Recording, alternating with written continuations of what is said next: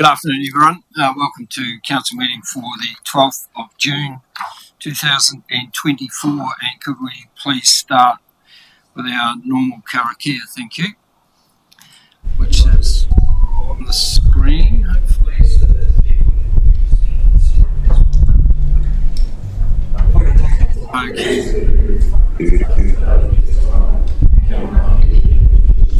Kia ora tātou.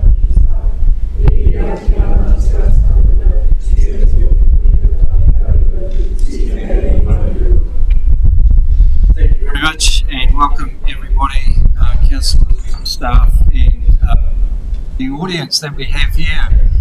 Fantastic to see so many changes. Makes a nice change to all. So just noting, like to move apologies. We have apologies from councillors Horitapa and Olsen. Just noting also that Councillor Proctor is on his way but is running a bit late, and that we have Councillor Tamihana online. So I'd like to move those apologies, please. Seconded by Councillor Young. All those in favour? Against, carried. We have a number of the members of the public who wish to speak to us today, but I'll get to that in a minute. Any late items? None. Thank you. Any declarations of interest? Councillor Tukapua. Yeah, I've got a declaration to make regarding a Foxton Community Board item for Paranumerai. So noted. Thank you. Okay. So there will be a slight change to the agenda because of the public participation. People in terms of the agenda items that they're speaking to. We will, following the Merrill report, move to 6.2, which is the chairperson's report from the Te Awaho Foxton Community Board. Following that, we'll move to 7.2, which will be the item regarding the Foxton Memorial Hall. And then following that, we will then go to 9.4, which is the proceedings from the extraordinary meeting of the Te Awaho Foxton Community Board, where we will obviously be discussing the Paranumerai recommendation. So with that, can I first of all again acknowledge all those that are in the audience, especially the Paranumerai and the Ngāti Turanga representatives. It's great to have you here. And could I invite you, Hayden, to come and speak first, please?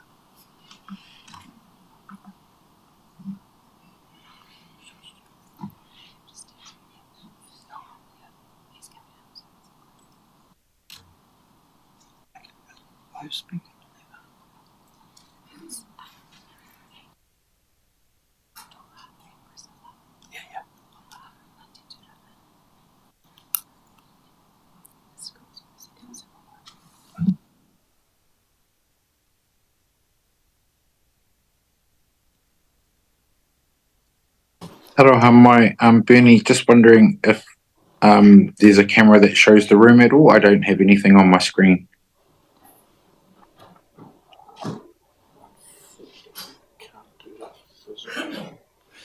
Yeah, apparently, Justin, we can't do that with the Zoom, sorry. Welcome. All yours. O angiangi ki te whakarua, angiangi ki te māua ke tōku aho, ka tangi wiwini tōku aho, ka tangi wāwana tōku aho, ka iri a ka mate. Tū mai ana te whatu manawa mai hoki te whatu whiwhia. Te whatu rawi au nei ka whai atu I te moana kawenga wakanene a Māui, wakanene a katau. Huri taku rai ki rotu I ngā uatango mate tēnei wā tō tātou pāpa. Kua hinga I rotu I ngā wā iti nei. Kātahi no kōhoki ki te kōpū o te whenua, nā reire e pā e moi oki oki. O tino ngā huatanga katoa I rongi a tātou tēnei, mātou a Ngāti Turanga, Ngāti Tiau, Ngāti Rākau, e mihi atu ki a koutou I tēnei rangi. Ka mihi kau atu ki tō tātou nei kura, me te hāpuri, me o karangatanga katoa, ko tai mai hei pautuara, mō tō tātou nei pā a Paranui. Mō tino, te koro matua Bernie, koutou ngā kaikounihira, aku karanga ki roto I tēnei piringa, tairau atu ki a koe, Monique, me o ho mahi, tēnei mātou e mihi atu. Tēnā tātou.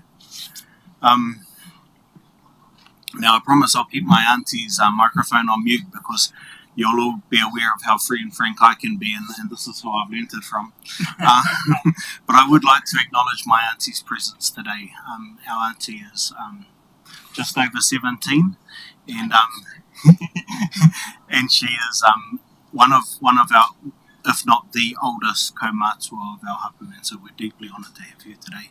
I'd also like to thank all my whānau who have come in support from Ngāti Turanga, but also from Ngāti Rākau and Ngāti Te Ao, who we collectively sit across Motuiti and Paranui and the Humatangi Rohe. I'd also like to pay my respects to the kura who have been mourning our papa at Ngāti Huiu today, and just been in attendance of the tangi and have come straight after that and brought their seniors into this forum to tautoko us.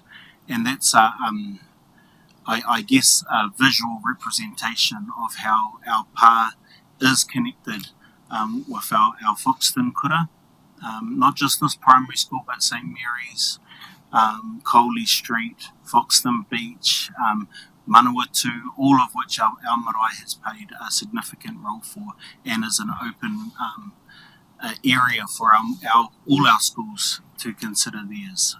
Our Paranui pā has directly supported this primary school in the fundraising of their basketball hoops, as well as their tāmoko on their kapahaka team in the past, and we look forward to a long relationship with them moving forward. Finally, I just want to acknowledge the Foxton Community Board, and we've been on a journey.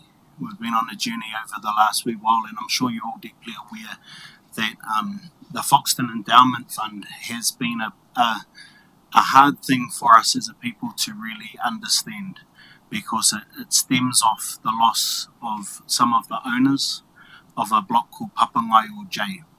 And that Papangaio J block has a long history throughout our auntie's entire life. All my aunties, my father, if there's one question that they ask me on a regular basis, is what's happening with that Foxton Endowment block in Papangaio J.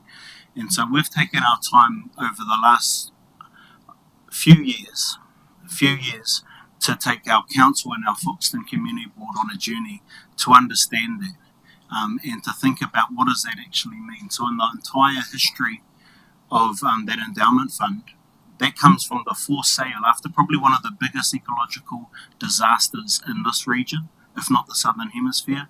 There was a flooding of our beach properties on the Papangaio J, which is now the mouth of the Manawatu River. And in that flooding left all of the area which was leased out by the county council and then later these councils, and that had formed the basis of that endowment fund. That endowment fund has gone off to support things like Te Waiora, recently the swimming pools, a whole bunch of community activities, and the Newstrom, and a lot of things we're all really proud of as a community. One thing that it's never supported is an initiative led by the owners of that block who have deeply been impacted. That block is, the owners of that block is Ngāti Turanga, Ngāti Te Ao, Ngāti Rākau, and Ngāti Raukawa. And so that's one thing that we've never had. And so today, last Tuesday, we actually presented a tono.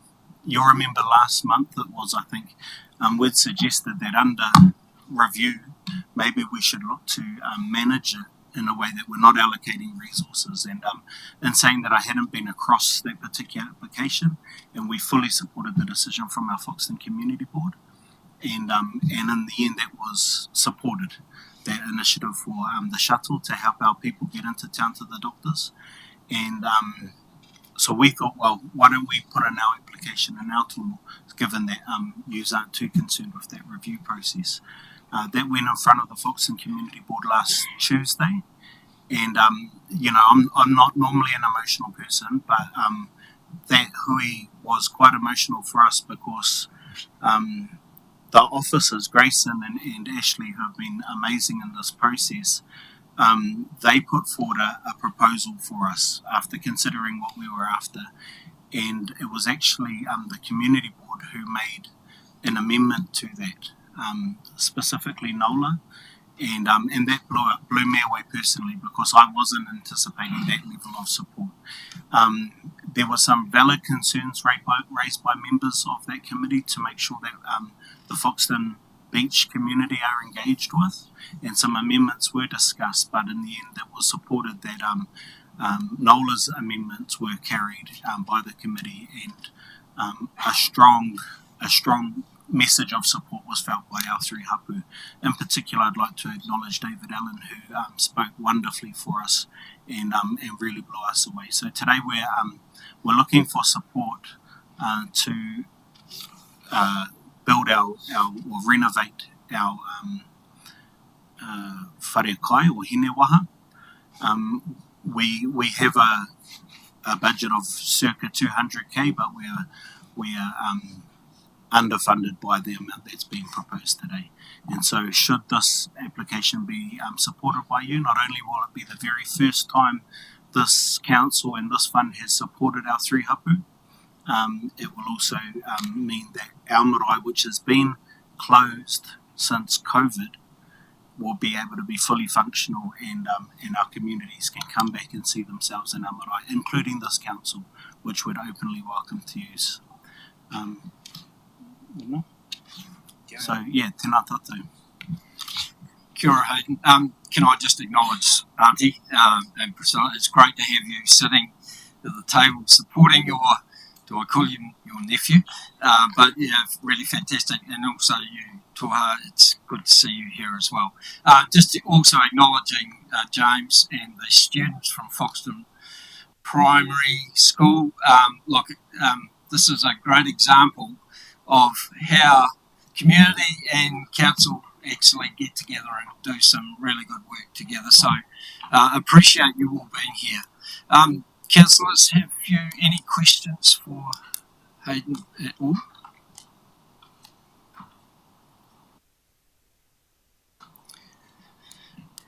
You've put your case well. Oh, sorry, did I see? Oh, Justin, Councillor Tamihana.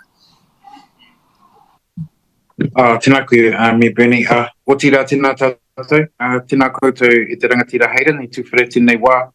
He mihi hoki ki oku whanaunga, tātou nei kuia hoki, a Ngāti Tūranga, Ngāti Te Ao, Ngāti Rākau, tēnei te tuku mihi kia koutou kua taimai. Firstly, just want to apologise that I can't be there a tinana today in person, but really grateful that you've brought this directly to council, and really grateful for the words that you've shared about other councillors, kōrero to you guys, the support of the Te Awaho Foxton Community Board, and also great to hear that Monique's team have been working really hard and diligently alongside our whānau over there.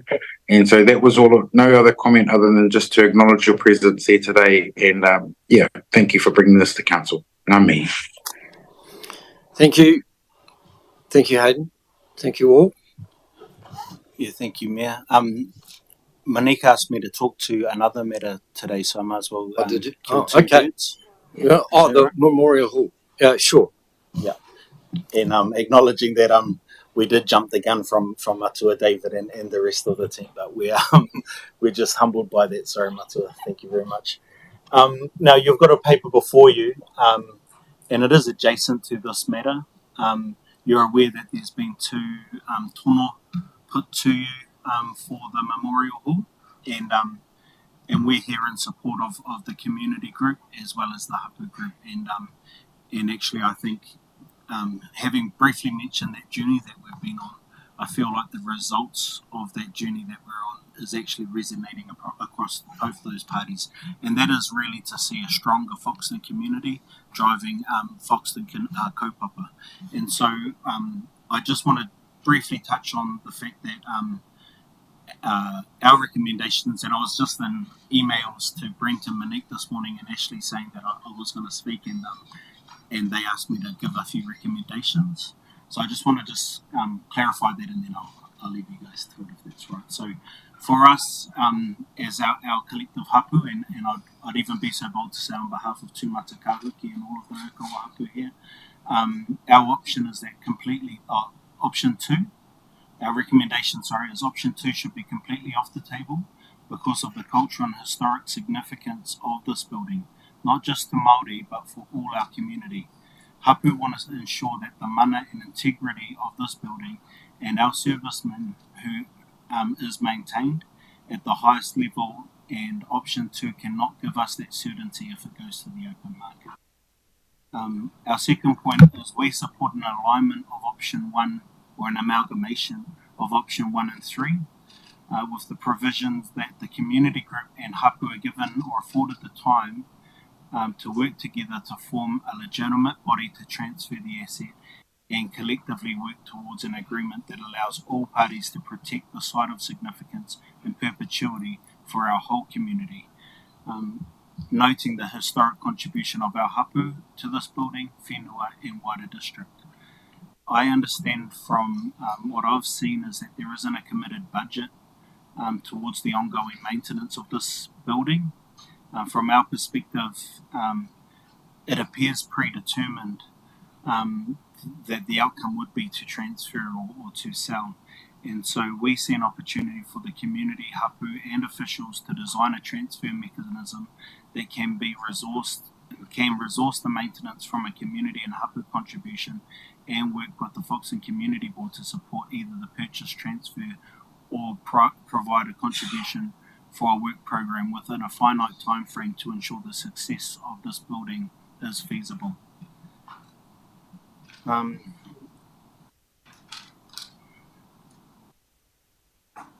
While there hasn't been a budget towards this from the council, we see that there is an opportunity if there is support from hapu community and the Foxton Community Board, and potentially support from the endowment fund following its review. So tēnā tātou. Kia ora. Again, any questions of Hayden?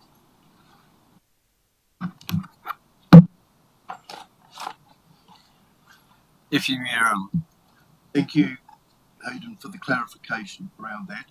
I'm just trying to line up my thinking. So on the agenda today, decision about which of those 3 options we proceed with, and your views are clear, and I thank you for that. The question around council's contribution through the endowment fund, would it be fair to say that that has to be by its very nature a separate issue from today, that has to go through its own processes? Is that a fair observation? Yeah, I think I worded it as just support from, so we can figure that out.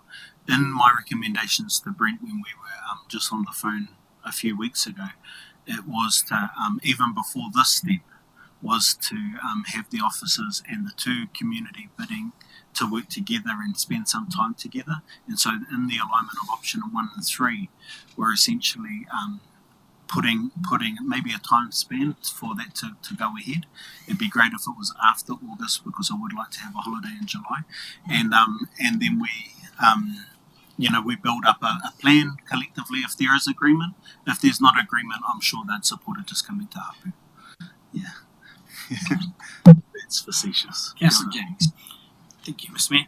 Hayden, just to build on the question from Deputy Mayor Allen, in terms of that process of developing up a business case or a proposal or a plan, can you give me sort of your idea or your thinking in terms of the timeline for that? Because one of the things that's captured in the paper in terms of the history of this is that the community group and the community has had, in my opinion, years to come up with a plan and hasn't done so far. And so, if there was an option that saw more time to go away and develop up that plan, how long do you think realistically you'd see that taking, that process? Yeah, I just note that I think that the approach to this has always been competitive, and it's always been placed hapu versus community rather than recognising Hapu is fundamentally part of this community. And when we started the Foxton Futures, actually it was myself who championed that in the Provincial Growth Fund to build up a bigger plan around how we start thinking about the greater Foxton as opposed to just Foxton Beach over here, Foxton Township, and then the marae is not even really on the map. And so we've been pushing for a long time, Sam, for us to get to this point. And while you may see that it has been, we've been afforded a lot of time, there's been a lot of work to go into this to actually get us to this point. So if I was being realistic, and I'm not joking about July, it would be after August, the month after August perhaps, that we could have something together. But yeah, I'm just getting thumbs up from the crowd. But I'm not talking another 200 years. Yeah. Thank you very much, Hayden, and for the support that you've had today. That's really appreciated, and we'll get to that matter shortly. Thank you everyone for your time, and thank you, whānau, for coming and support. Tēnā tātou.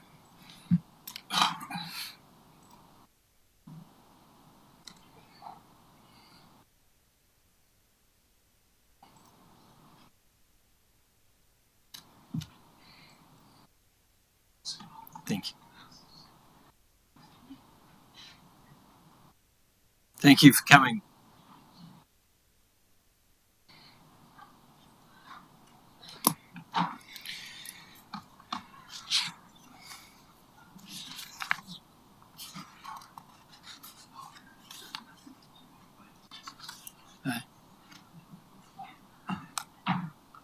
Wait, what?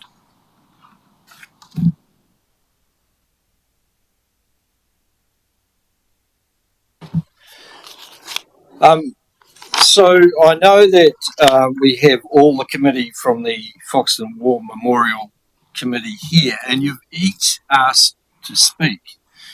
But I wonder whether I could get all of you together, because I'm sure you're all pretty much going to be saying the same thing, and I don't really need that repeated 4 times. So can you please all come forward and try and coordinate a little bit of how you're going to present to us? Would be appreciated. Thank you.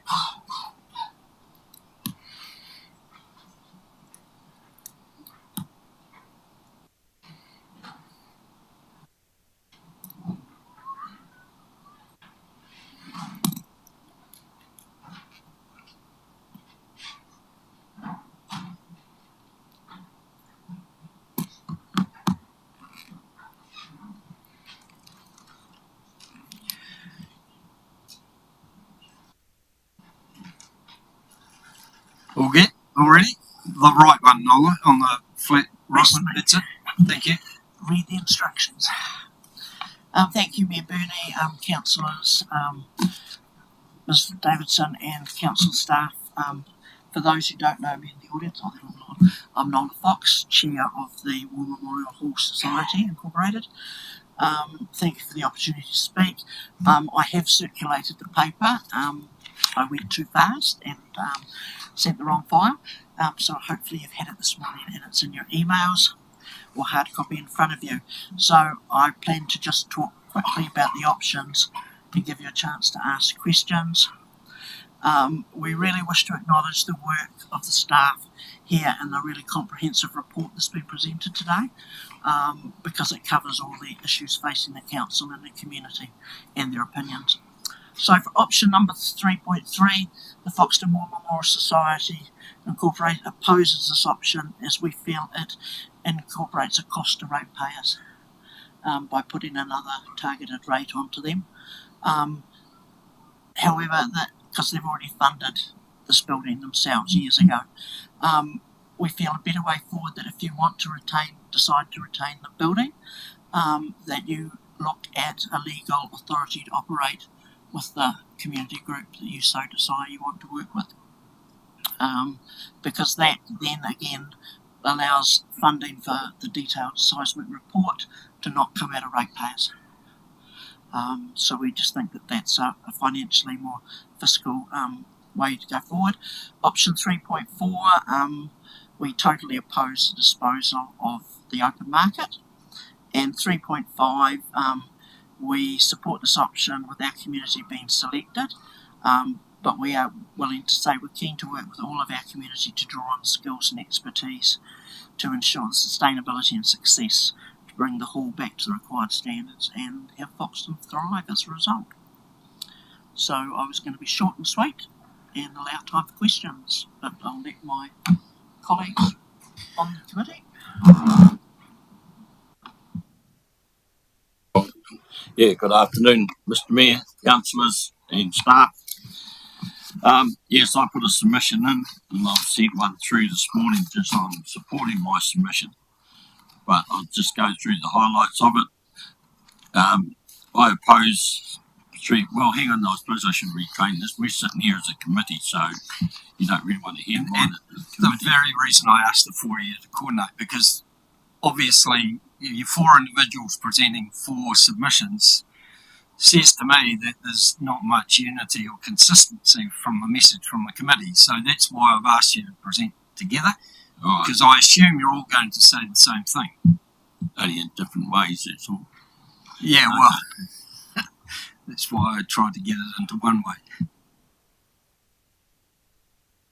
Thank you, Mr. Mayor. Yeah, I just thought that if I start telling you what I thought, my views are similar to our committee, but I just put them down in my language.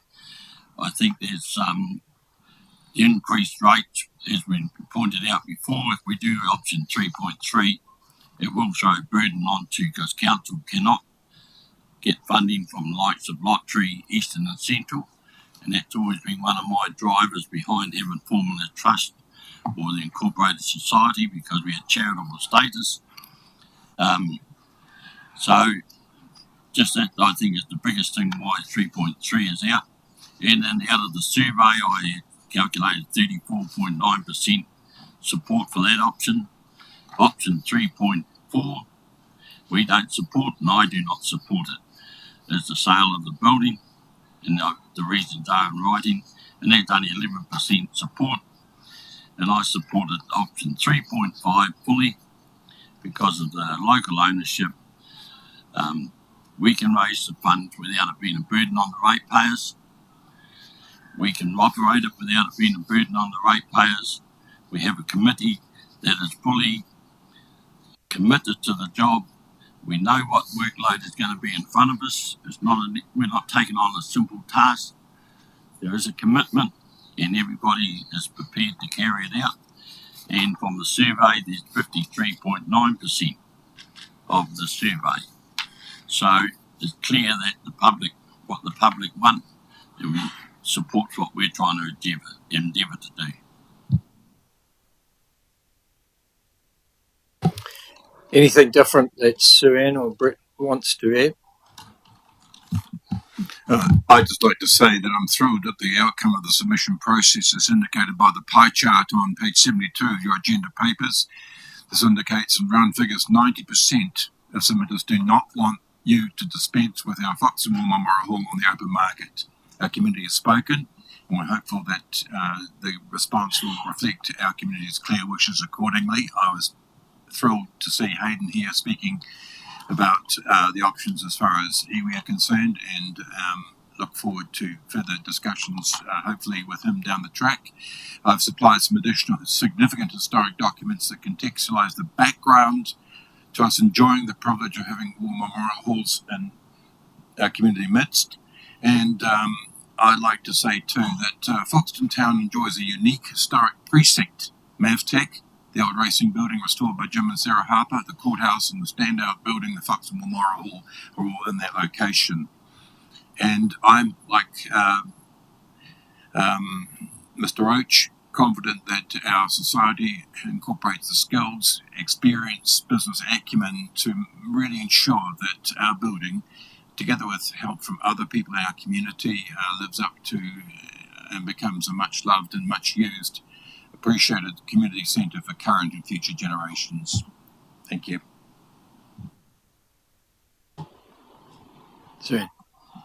I was going to read my submission out again because I know that you. I've got it. Because I know that you have a lot of reading, so I was going to read my submission out again. We've been on a long journey, as has already been said, and we are all in agreement and have all fought for a long time. And I guess instead of reading out my submission again, you know all the points that we've been trying to make.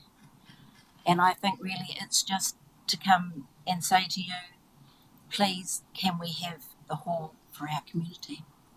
And I think that the opportunity cost of not having somewhere as a heart, as a complement to the TANS building, and as a town that is growing and moving on, that it would be a lost opportunity, and it would be heartbreaking for us at Foxton.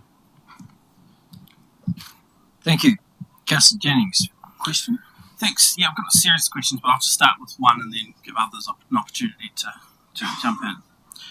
I guess the thing I want to start with is looking back at the previous business case that was put forward to council in terms of the previous May 2021 resolution.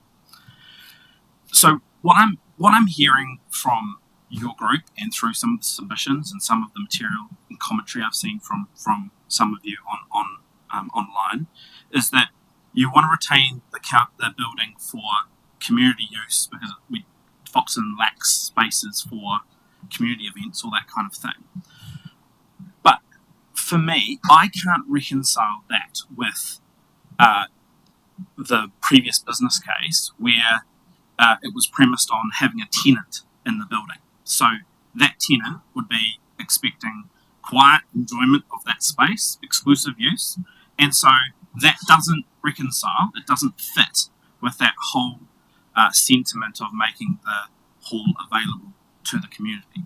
Can you take me through what your thinking is in terms of that? Because that's the piece that sticks out for me is simply the piece that's not credible at the moment. Trying to achieve one outcome here, but the business model is based on a tenancy. Thank you, Councillor Jennings. I'll answer that one because when we look at quiet enjoyment of the hall is actually broken up into three parts. There are two rooms which are to the side of the main hall.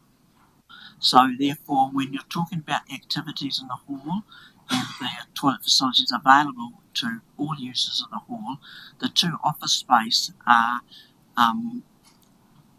probably 10 metres, 8 metres away with barriers of kitchens and toilets between the hall activity with separate entrances.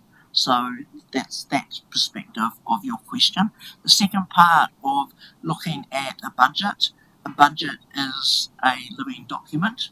And yes, if you haven't got an anchor tenant, you're going to, the key, we were trying to get a SWOT analysis completed and checked before we, but I was a week out of my calculations, that not having an anchor tenant means the marketing of the hall is the key aspect to the growth and the survivability and sustainability of the hall. So you have to have a marketing plan. You have to have high usage. And unfortunately it's a chicken and egg situation where if it's not marketed, it's not used. So the council bookings go down, so your costs go up, and then the costs become too high for people to hire the hall, so the hall doesn't get hired. So it becomes a never-ending spiral downwards. You've got to actually make that marketing spiral go upwards, so you've got to get your usage significantly up. And even if we're working with another group, you can't, an anchor tenant might not be found for 3 months, 4 months. We had one when we put the initial one in. We can't be 100% sure that we're going to get one, but we also can't be 100% sure that somebody's not going to come to the party tomorrow. Unfortunately, the majority of the people that showed interest in the hall were not prepared to put their names forward on a piece of paper without us already having authority to operate or ownership. So again, it becomes a chicken and the egg situation. It goes round and round and round. Can I add to that? And the tenant that we had, they were a community group, and so while they would have liked some quiet use of the facilities, they were going to be having the public in and out of the building all the time. So it wasn't like an accountant where you need peace and quiet. It was actually an interactive group that was doing community activities. Let's do one follow up and then I'll hand over. So, like cards on table. I personally didn't find the business case previously credible. Like I didn't think it didn't convince me that you had a really clear plan going forward. So my question is, if council went for an option that gave you more time to develop up a second business case proposal, whatever, what would you do differently this time, and how long do you think you need? And you would have heard my question to Hayden in terms of, and he's indicated that there would be, they would anticipate a consultative exercise with you to develop up something new. So can you tell me, what you do different, what does the process look like, and what's the time frame that you think is reasonable to develop up a new proposal? Hayden mentioned August. I shuddered. Business cases do take a long time to do it, and we would be wanting to try and get the latest data into it. The gaps that we felt that were missing from the first business case was around a SWOT analysis and was around a marketing plan. Marketing plan, we would want to be trying to find somebody to support us with developing the marketing plan and the costings. And the SWOT analysis, we've got 3/4 already done. So we are looking for something. If we retain the structure, I can't preempt discussions with iwi if that's where the councillors direct us to go, and the fact of that what they might see as a preferred structure. And I acknowledge that council's previous decisions have been around trusts rather than incorporated society. So I don't know whether that's an issue or not for the councillors. But I would expect that, we will hopefully wanting to put this to bed by now, but to try and work together with another group, and that requires a journey of developing a relationship, I'd be surprised if you could do it within 4 months. And to me, that would be pushing. And I also aware Hayden is out of the country for most of July, because he told me that when I saw him last week. Deputy Mayor. So question for you, Nola, as Chair. First a correction, I think Hayden indicated September, not August, is his preference, but a month is a month. But my question is, and Hayden was quite clear about the ability, the willingness to work with the community organisation as a joint proposal. So my question, I haven't heard it actually verbalised so far in the submissions, is the whole society happy to work with iwi to try to find form a joint proposal to come back to council if that's the resolution of council? As in my statement, we are keen to work with whoever we're directed to work with, and that definitely includes iwi and Harper is probably the first option, but we don't know what the discussion might bring out from the councillors and questions. We want the hall saved. And we would like it not to be at the cost to ratepayers. So we've got to find some way forward.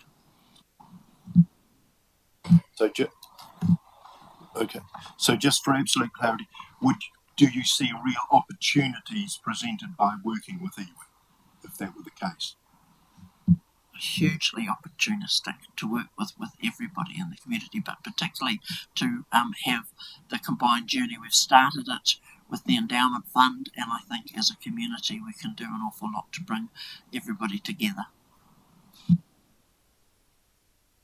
Thank you all. I think we've heard enough, Brett, have we? I pretty sure that everything that's contained in the reports and your submissions will be okay.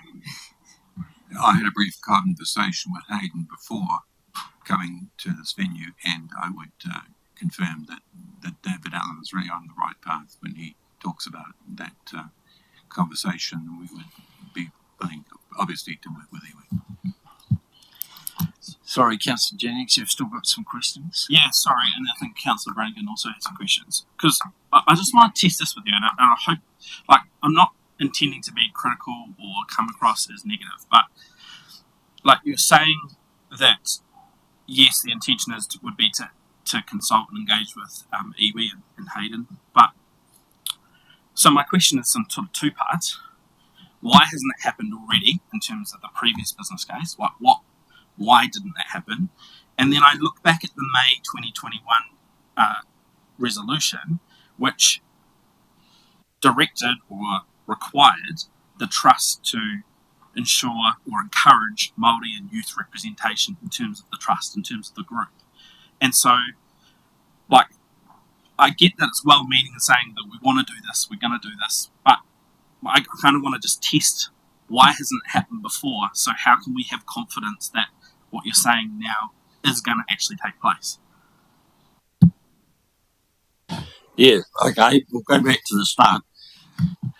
When the first business case was put forward, you say, why didn't we consult with iwi? I did. I went to Rangatani, and I was told by Rangatani that it's a local issue, go to your local iwi. I went to the Mōpoka Tribal Authority, and they never bothered coming back to me. I went to Justin Tamihana, and he said he would take it to a meeting, which he did. He came back when I spoke to him the second time. He said that they were in favour of support, but we've never gone any further on it. So yes, we did consult with iwi. And second part of your question, we had Mr. Trevor Chambers, who was not our iwi representative, but there was an iwi representative on the committee. He only resigned from the whole committee because he felt there was a conflict of interest and he couldn't have any say at the board. So, and yes, we went to the college and we offered expression of interest with the college if anybody wanted to be on the thing. So we did it, yeah. Councillor Brannigan, and I've also noted yours hand up, Councillor Tamihana. So, Councillor Brannigan. Try to keep it brief, Mr. Mayor, but thanks, team. Thanks, Noel and team. So, first question, I've got two questions. The first one is in terms of all the stuff that's come out from the Hall Society, and a lot of submitters, there's two main themes for the Hall, keeping of the Hall. One is the recognition of our fallen and the memorial to them. And two, probably equally as strongly, is that without the Hall, there's nowhere for functions and things like weddings, funerals, 21st, I guess, for the community to use as a community space. So in terms of the Hall Society, does either of those rank higher than the other? What is what drives the Hall Society in terms of those two themes for the motivation to keep the Hall? They're equal if you actually look at the gifting right at the beginning. The minutes show that they were gifting it for a community centre and a war memorial hall. And it was actually in that order. It was originally a community centre with the war memorial added on to get the funding from the government. So I actually personally believe they're both. And we also have community issues of the Maori Battalion, memorabilia, needing housing and things like that. So I think there's they have to have equal weighting. I don't think, and it's not something we've discussed, I think we've just automatically as a group said that it's equal weighting would be in that respect. It's both. So secondly to that is the, and I guess the memorial side, Council's already committed, as you'll know, to ensuring that any memorial towards our fallen would be, if the hall does not remain in existence, would be recognised well in some other part of whether it's Te Ao New Strong, wherever it might be. But we've also got, and acknowledging Mr. Roach's also dual role as president of the local RSA. So we've also got the RSA, which is important, has long been an important part of the Foxton community. And that facility still remains, I know, for lease or for sale, etc. And I've asked the question before, I need to ask it again. Has there been any discussion with the Horse Society, within the Horse Society, with the RSA about a possible collaboration in retaining that facility that is not earthquake prone, that is fit for purpose, that is modern, to provide that, not only that memorial to the community to remain in existence in a meaningful way, but also to provide a facility for those things that we seem to want to, obviously want to get the memorial for. So is there a response to that?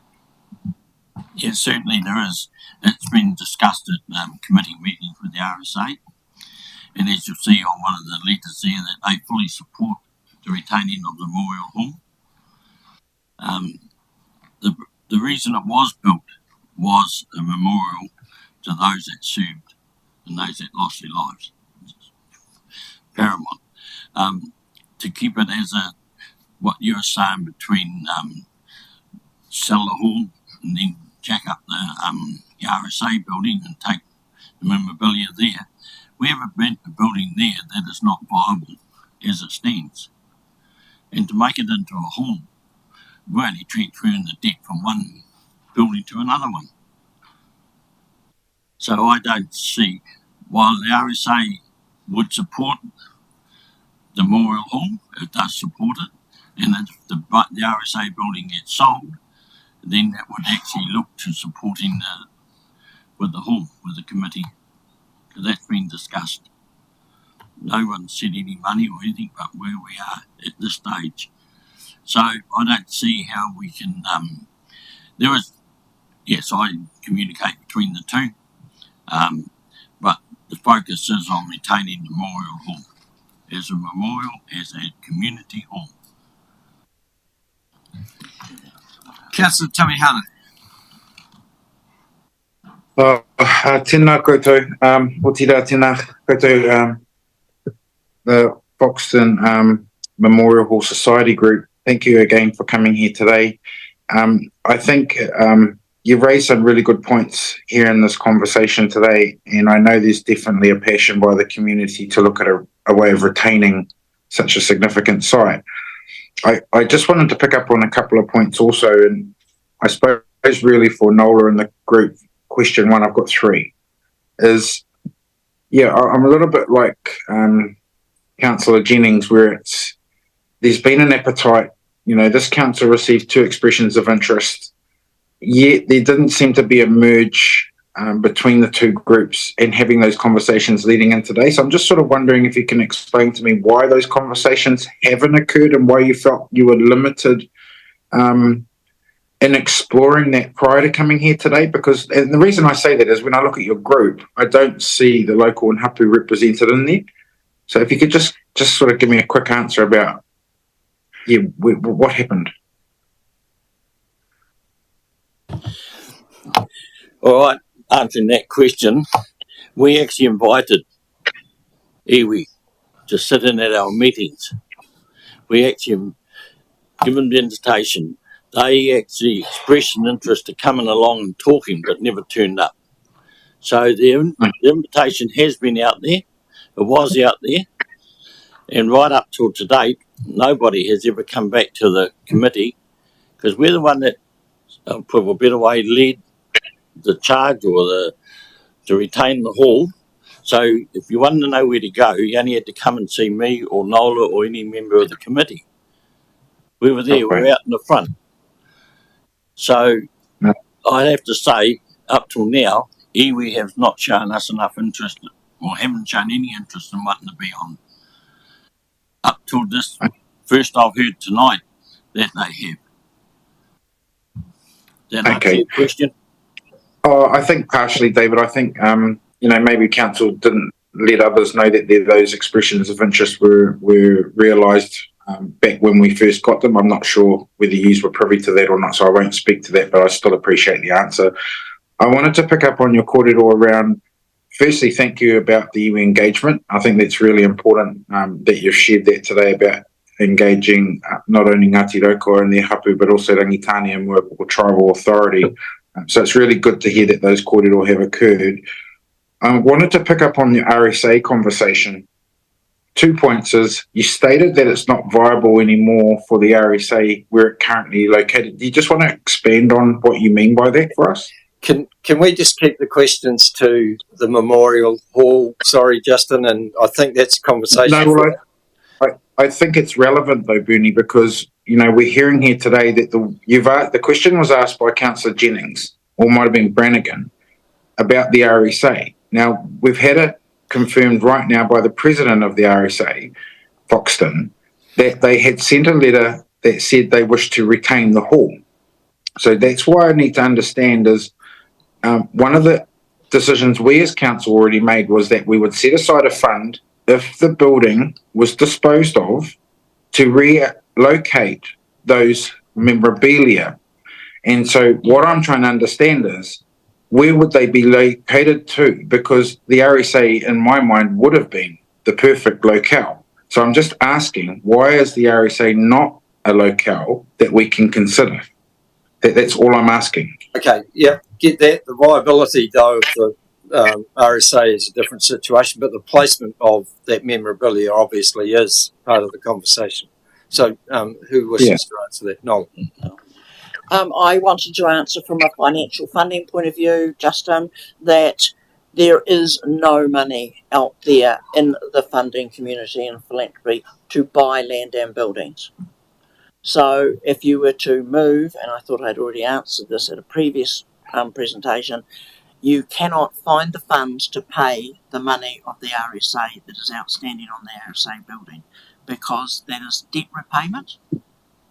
Okay. You can't get funding for debt repayment. You can't get funding to purchase land and buildings. It has to be gifted. And I have got 30 years in the funding distribution knowledge to put behind that to say there is no money out there. Ka pai. And my final question, if I'm allowed, is really just to follow up on that, is if the hall was retained and was potentially looked at giving to a collaboration of the two groups that have presented here today, or to one of those groups, I'm sorry if it puts you on the spot, Mr. Roach, but would the RSA support either of those options? I think that's an important, just to know whether that would be an option. Oh, the RSA have already expressed their interest that they will support the committee in retaining the hall. So does that include the other parties that have presented today as well? Well, I would have to take that back to the committee. Okay. No, that's very fair. Thank you very much. I just wanted to ask. Yep. Thank you. Thank you all. Can I just say that 90% of submitters do not want you to dispose of the hall in the market, and also in terms of iwi engagement, the stars have got to be in alignment. They're now in alignment to make that happen. Thank you. Yeah, appreciate all your presentations and being here this afternoon, and we'll look forward to the discussion and debate that we have in front of us.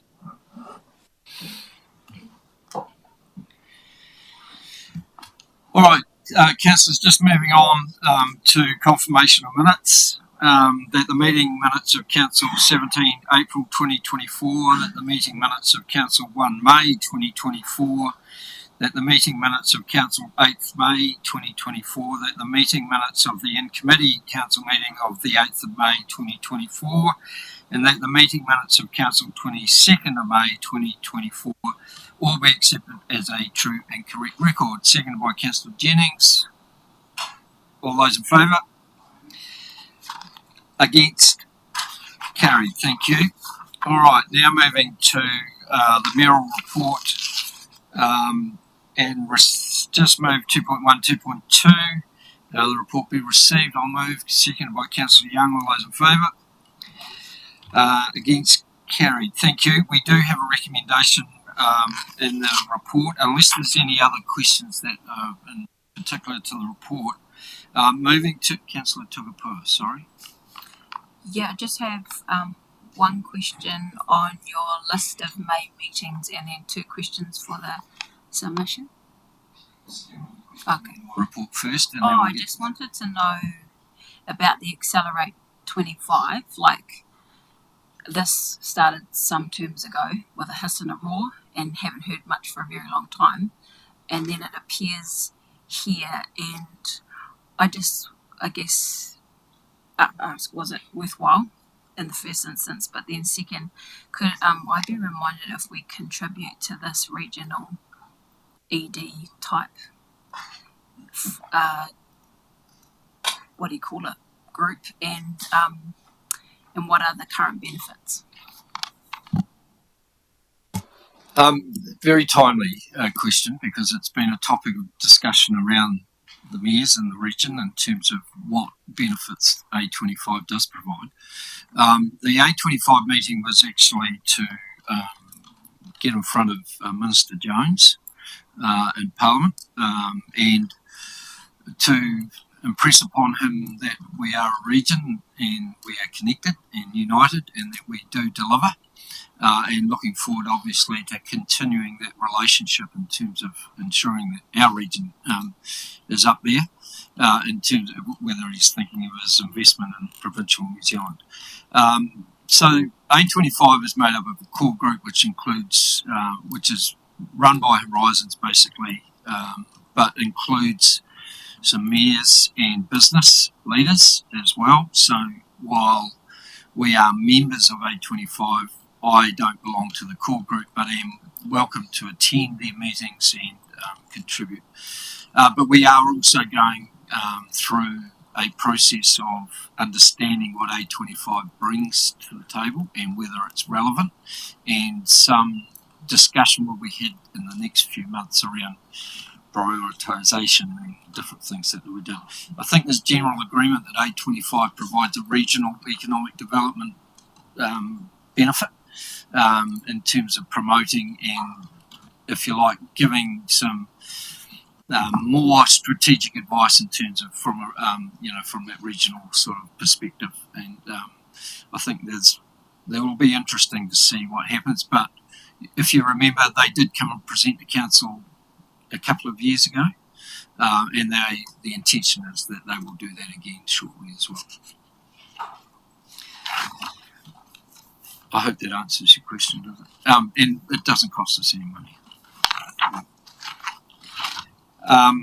So moving to the submission around the emergency works change in far rate. Before I get to your questions, just want to acknowledge the work that James Wallace has done in terms of that, and it was acknowledged at our Regional Transport Committee on Monday as well. James, the work that you have done in this space. But so if you're questioning, maybe James can answer them. The first question is, so the concerns you have around the threshold changes from the 1 in 10 to the 1 in 20, and how that impacts our district plan requirements, and should their proposal proceed without your sort of recommendation to at least provide adequate time and funding for those district plan changes, what is actually, like if we're left to carry the can basically, what will it take, who's involved, the cost and the time on us? What does that look like?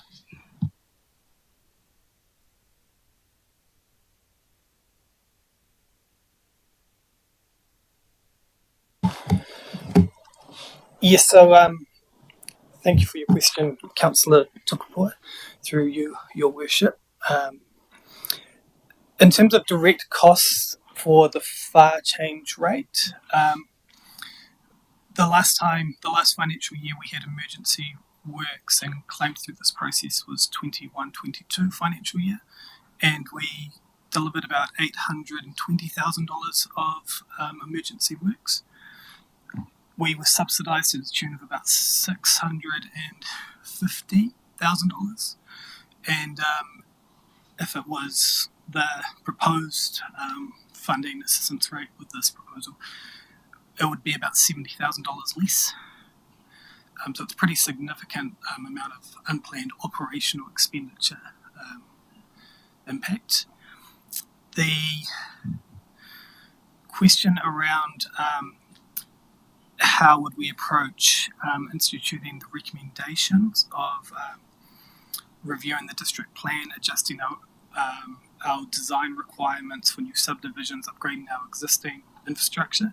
It would be an enormous task to undertake that work. It would be a significant task to scope it, to tell you the truth. The majority of our urban infrastructure is not designed to withstand a 1 in 20 year event. There's isolated pieces of infrastructure that are of high criticality, but for the most of our developments, any new development, it's primarily designed to withstand a 1 in 10 year event with mitigations for anything above that, but not to basically cope with it. We expect damage to our assets if we have something more than a 1 in 10 year event in some form. James, fair to say that Gladstone Road, which is where I know that we received some emergency funding for, would that be considered a 1 in 10 year event or a 1 in 20 year event, and would we have been able to continue that project without that emergency funding? That particular event would still meet the 1 in 20 year threshold. So there's a number of ways you can effectively meet that requirement, justify with evidence. NEWA produce a data basically on, you can go onto a website and effectively look up a likelihood of a certain intensity of rainfall for rain. Generally, we often have 1 in X year events somewhere in our district. So that Gladstone Road event on the in late June, well, I believe we had around 100 millimetres of rain in about 2 hours. And in that exact location, when compared to NEWA's data, it was somewhere sitting around a 1 in 50 year event, which is pretty extreme. But it's not unusual to have that sort of thing happening every so often across our entire network. We don't, just because it's 1 in 50 year event there doesn't mean we're not experiencing them more often across our whole network, if that makes sense. Thank you. Have you got another question? Yeah. Okay. Oh, just to respond to the what you described as significant work involved just in the scoping piece for the district plan. That flags to me that there are serious financial implications if this proposal goes through as it is, and they don't heed our voice or anyone else that raises it. And we already loan fund parts of our district plan, which I guess if this is added on, you can see that going up. Otherwise, you've got to rate more for it.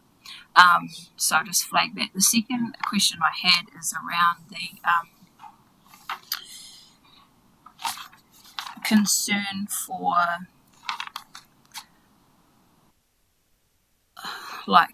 it's on page 16 under the letter F, where references the proposed changes coming into effect, and you've sort of recommended something otherwise.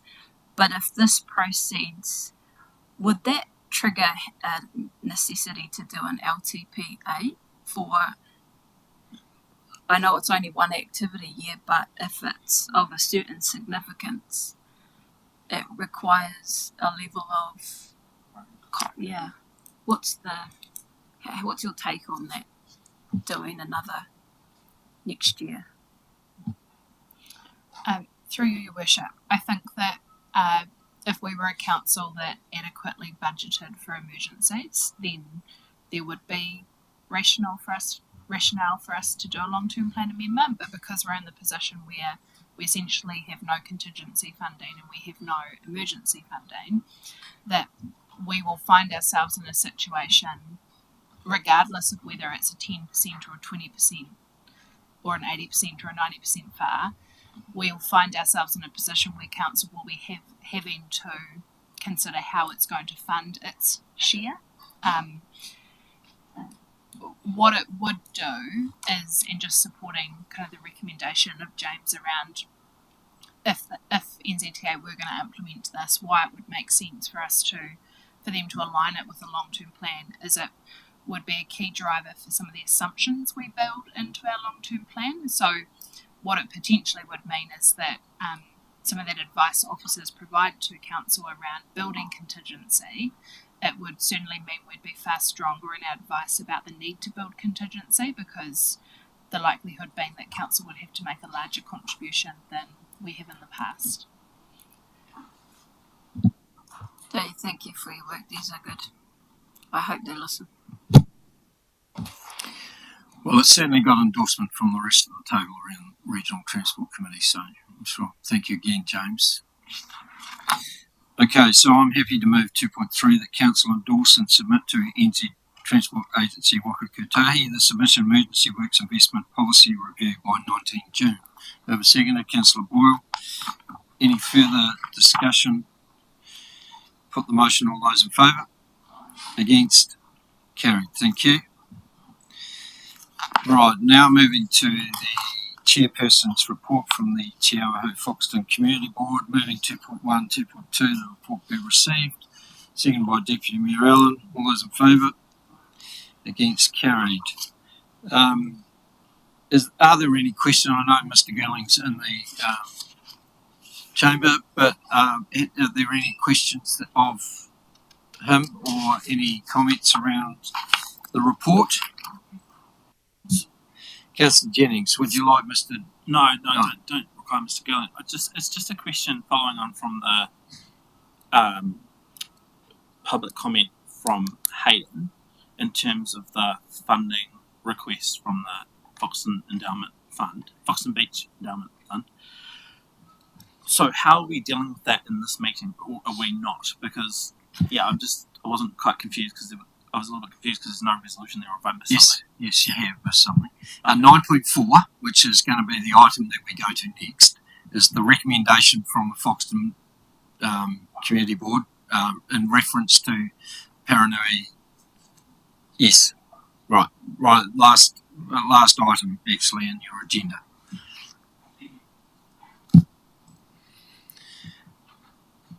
Okay, in that case, we will go to 9.4. And 7.2 first, sorry. Apologies, we are going to do 7.2 first. So, which is the Foxton War Memorial Hall agenda item, which is on page 69. And while Brent comes to the table, can we just move 2.1, 2.2, the report be received, seconded by Councillor Young. All those in favour? Against? Carried. Thank you. Welcome, Brent. Thank you, Your Worship.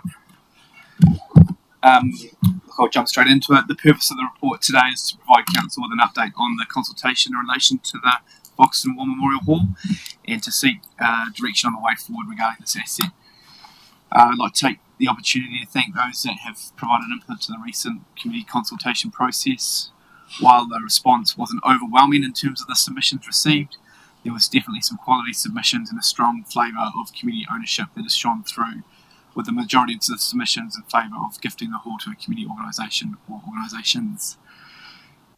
As you know, the War Memorial Hall has been a topic of conversation at this council table a lot over a number of years, going as far back as 2018 when it was a key consultation topic in the long-term plan. Council have debated business cases that have been put forward for consideration, approved an RFP process, and heard from numerous community members and organisations with respect to their thoughts on what should happen with the hall. Officers are seeking a decision today that gives a way forward with regard to this building and look forward to moving ahead to execute the decision of Council. I'm hoping all the hard questions have already been asked to those that presented earlier, but I'm happy to take any further questions from council. Well, I'm sure they've been saving one or two for you, Brent. Any questions for Councillor Jennings? You don't let me down. Thank you. Just not to let him down. So I guess I'll frame it this way. Would you agree with this following assessment, that there is somewhat, potentially, that there's a mistaken assumption that selling the hall on the open market means that we would be selling to the highest bidder? And so what I mean by that is that there seems to me to be a perception or mistaken assumption that the option of putting it on the open market means that there isn't still scope for us to prescribe some conditions or some expectations in terms of a disposal process. Are you clear on what I'm asking? Or yes. I think in the recent community consultation, when we talk around selling on the open market, it would be whatever we receive in terms of an offer or offers or whatever that look like, it would always come back to council for a decision on what would happen. So I'm not sure if that fully answers your question. Sorry, I guess, so what you're saying is that if that option proceeded, council retains discretion to determine the conditions on which it might dispose or sell of the hall, whether it's $1 or an approach that is, we want to get the best return on the asset, but we still retain the discretion to be able to sell on whatever conditions council deems appropriate, which could be, as I say, $1, but there is an expectation that there are certain conditions fulfilled. Yes, that would be my understanding, unless there's the chief executive has a different view, and I guess it would come down to the resolution of council from today also.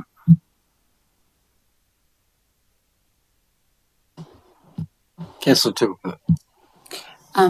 Through you, Mayor Bernie, I wondered if I could direct this question to the risk chair, Jennings, and that is on page 71. Unfortunately, the signed agreement has not been able to be found in council archives or elsewhere, and despite an extensive search, officers have not been able to locate a copy of the agreement. This is not the first time records are being difficult to find, or, I won't go into that detail, but what I'd like to ask the chair of risk is, at some stage, could you program a piece of work that does a deep dive into how we archive and store our records and make sure that the future process is robust, that we don't have to scramble again? I think that's an entirely reasonable request, and I'd be happy to discuss that with the Chief Executive and certainly consider whether that needs to be added to a Risk and Assurance Committee agenda, or whether we can deal with that offline just as a body of work that we can discuss with the Chief Executive. I think that this is quite interesting because obviously Horowhenua District Council wasn't a legal entity at the time that this agreement was signed, and so there is inevitably legislation and also a process of potentially novating agreements over to Horowhenua District Council that creates some uncertainty or some like a lack of visibility in terms of the status of some of these agreements, and I think that that's covered off in the legal advice. But I agree with you that this is something that is important to understand those historic agreements and their impact and relevance to decision making today. So happy to take that as an action and discuss with the Chief Executive. Yes, I'll take your point that this is an older situation. So therefore I will raise the matters I'm talking about, wastewater treatment plants that you can't find signed contracts to, or cemetery records where plots are in the place that they shouldn't be, or vice versa, are examples in the last 12 months. Thank you. Thank you, Brett.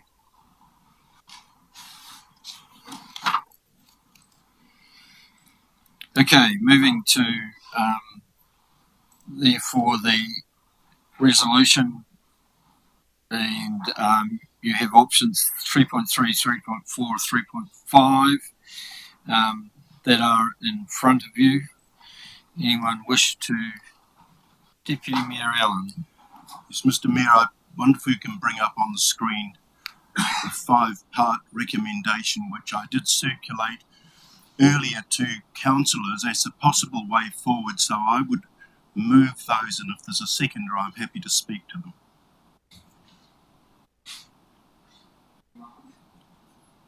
Councillor Young, thank you. Thank you.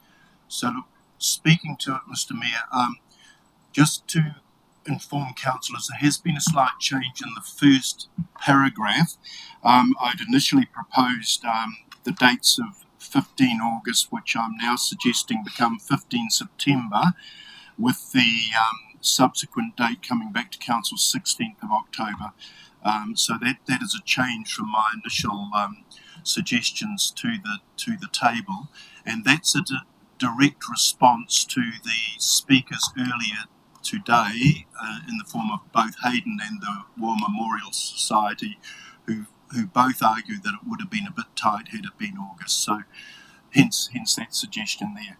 Look, Mr. Mayor, speaking to it, the intention of those 5 recommendations is this. First of all, I believe they're interconnected, that they do connect to each other, and they form a roadmap which gives some clarity and some certainty to all parties in finally determining the future of the War Memorial Hall.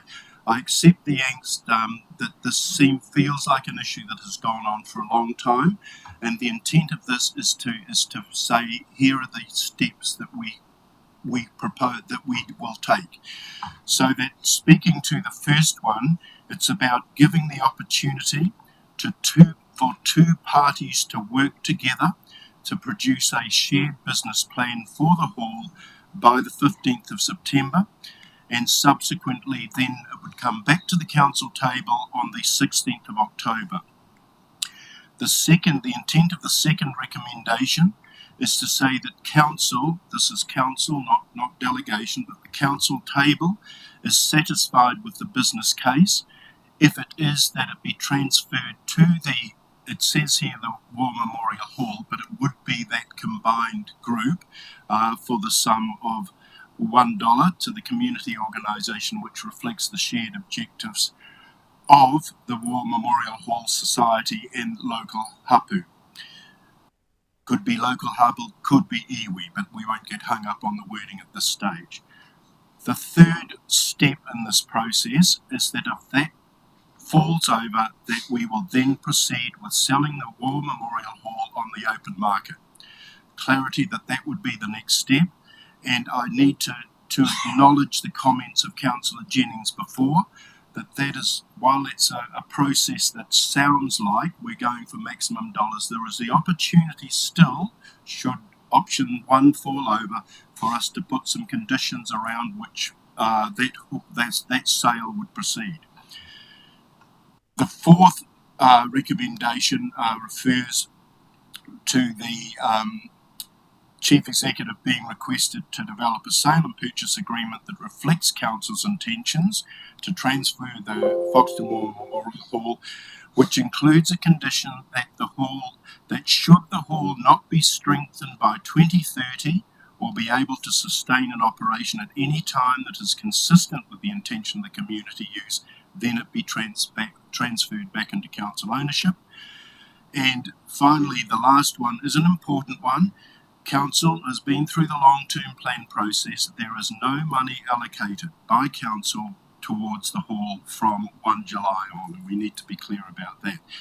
So that's using the term roadmap, it's about saying here are the steps sequentially, so there is certainty for everyone, and we can actually put the matter to rest eventually without it coming back to the table.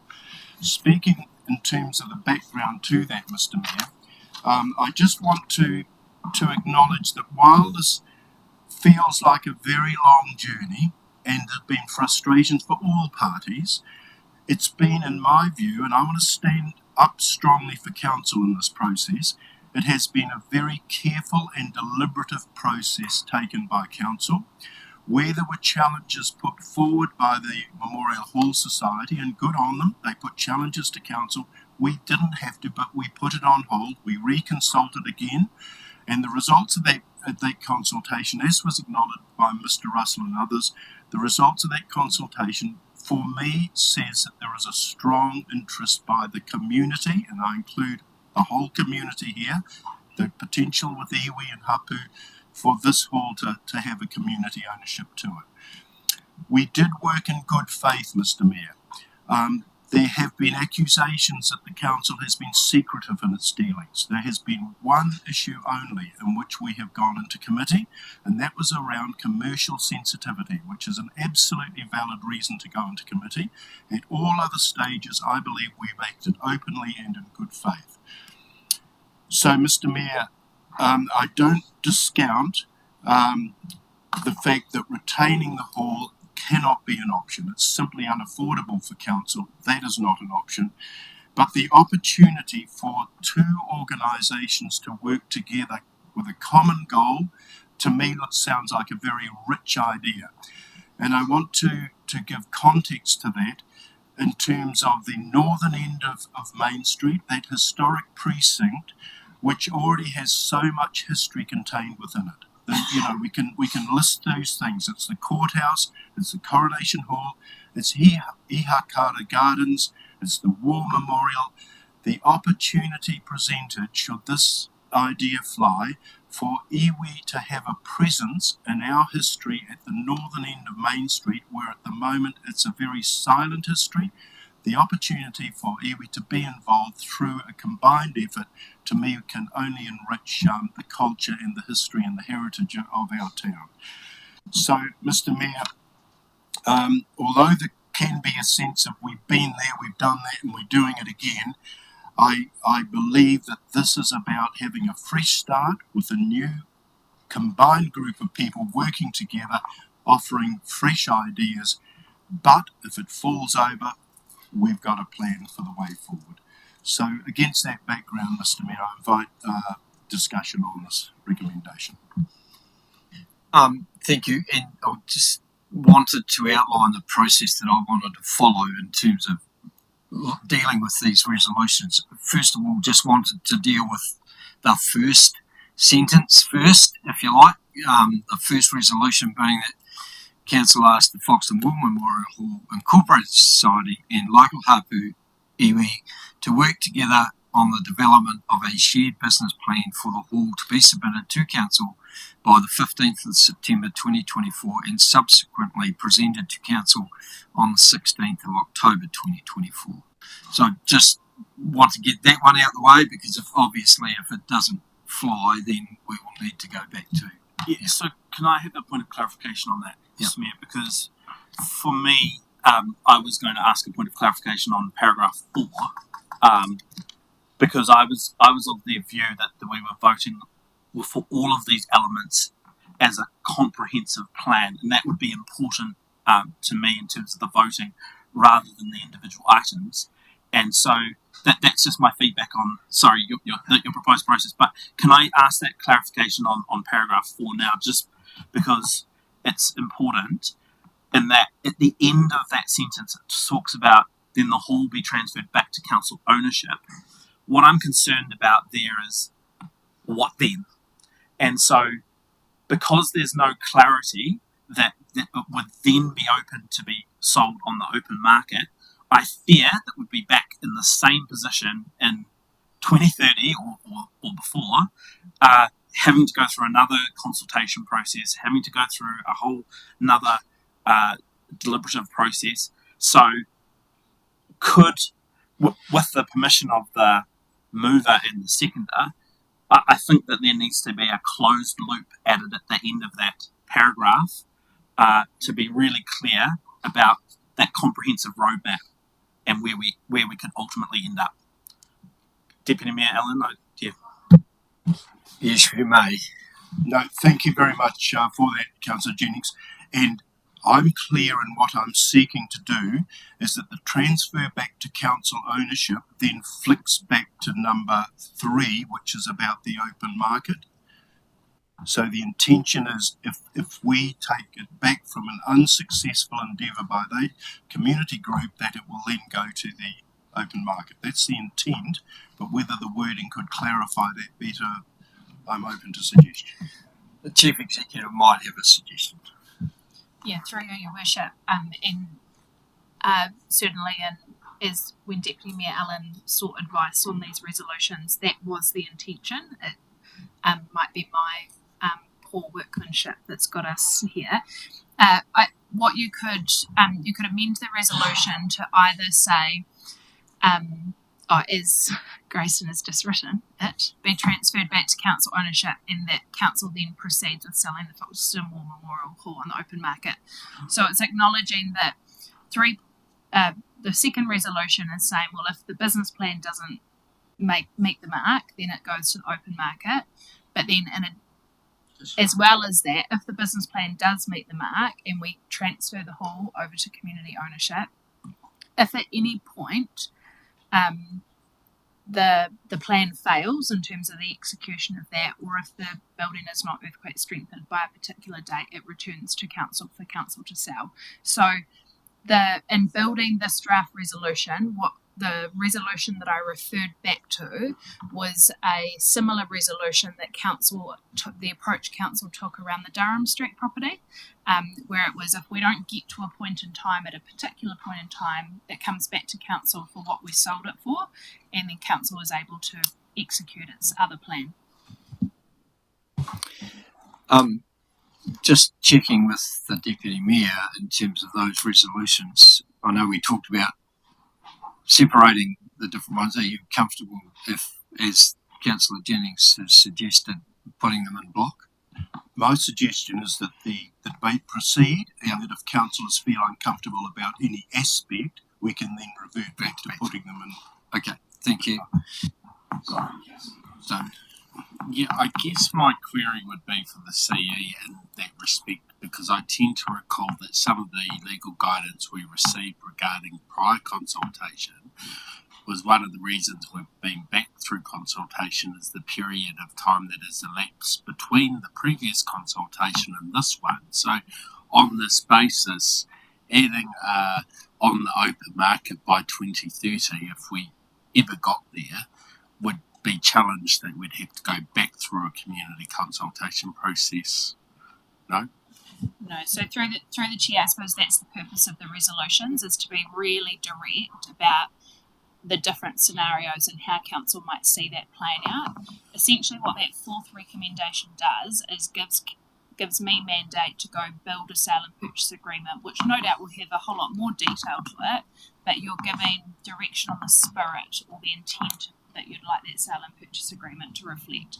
Ultimately, the sale and purchase agreement will then, if the transfer occurs, it's the sale and purchase agreement that becomes the mechanism that allows it to go back to council, and then that resolution will always stand unless council revokes the resolution to not sell on the open market.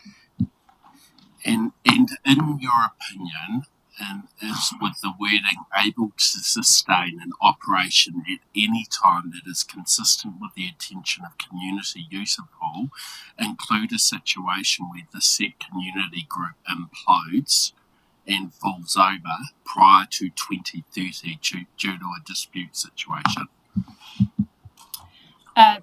Through you, Your Worship, obviously that resolution is fairly broad.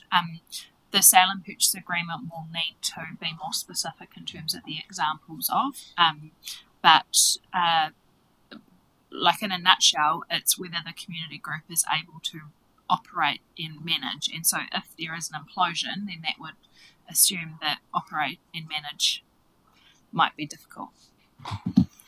One more query. We only specify with local hapu. Should we be more specific in this, especially given the Incorporated Society has shared that they've had a lot of trouble actually working with local hapu and figuring out who to talk to and the process by which they're going to do this. I know we've had great words from Hayden earlier, but yeah, I have slight concerns on the wording on that. Did you want to comment on that? Or okay.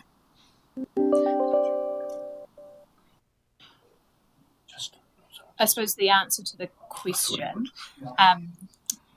is that I think we're clear on who local hapu are, and there is track record and precedent in terms of this process that we've followed through on who the local hapu are. And ultimately, it is. Hang on, Councillor Tamihana, just let the Chief Executive finish. Ultimately, the plan comes back to council. So, Councillor Tamihana, you had a question or a comment?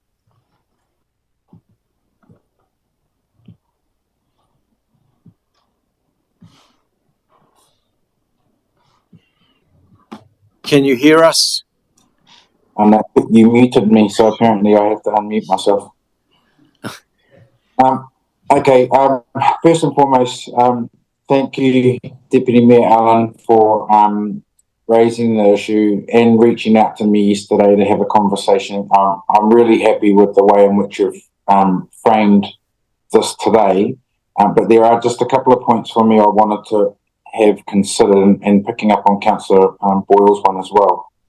The first one is I can definitely support the proposal and the intent of this proposal. But two, I think in the second paragraph, to take away the who we're dealing with, local hapu, I think it should be who submitted to the EOI. And so I think that what I heard this morning was Te Tūmata Kahuki, and I think that can be supported by way of korero we heard earlier from Mr. Roach. That made it very clear the other year we had been engaged in the process and didn't wish to further engage. And so I think it's important that the second one should reflect the War Memorial Hall Incorporated Society and Te Tūmata Kahuki. It's just my first one. The third paragraph, I'm not entirely comfortable with in that format, but I would be comfortable if it reflected the comments that Brent made in terms of, the proposal that it would come back to council, and that we, as Councillor Jennings described, can purport to what the criteria is, I suppose, in the disposal. How he said it could, we're not going for the highest dollar here necessarily, depending on, the type of business plans, whatever it is we're presented with, or what other groups might, look to purchase that property if it did get to the open market. The third one for me, and I'm sorry if I'm mixing them up, I know Deputy Mayor may wish to respond to these. The 2030 strengthening one for me is a very interesting one, and I suppose the only thing I would ask the table to consider is we went through COVID, and during COVID we were unable to access our marae. We were unable to access our rivers, our moana. We couldn't go to a park. We couldn't do anything. And so I'm a little bit concerned that by putting a statement by 2030, I get that's a time frame we could probably look at in a normal world. I just want to know, how can we cover off if it's not a normal world? If a natural event or, an event such as COVID or something like that occurred, that actually takes away the ability of anyone to get anything done. So that's probably what I'm just feeling in that particular section.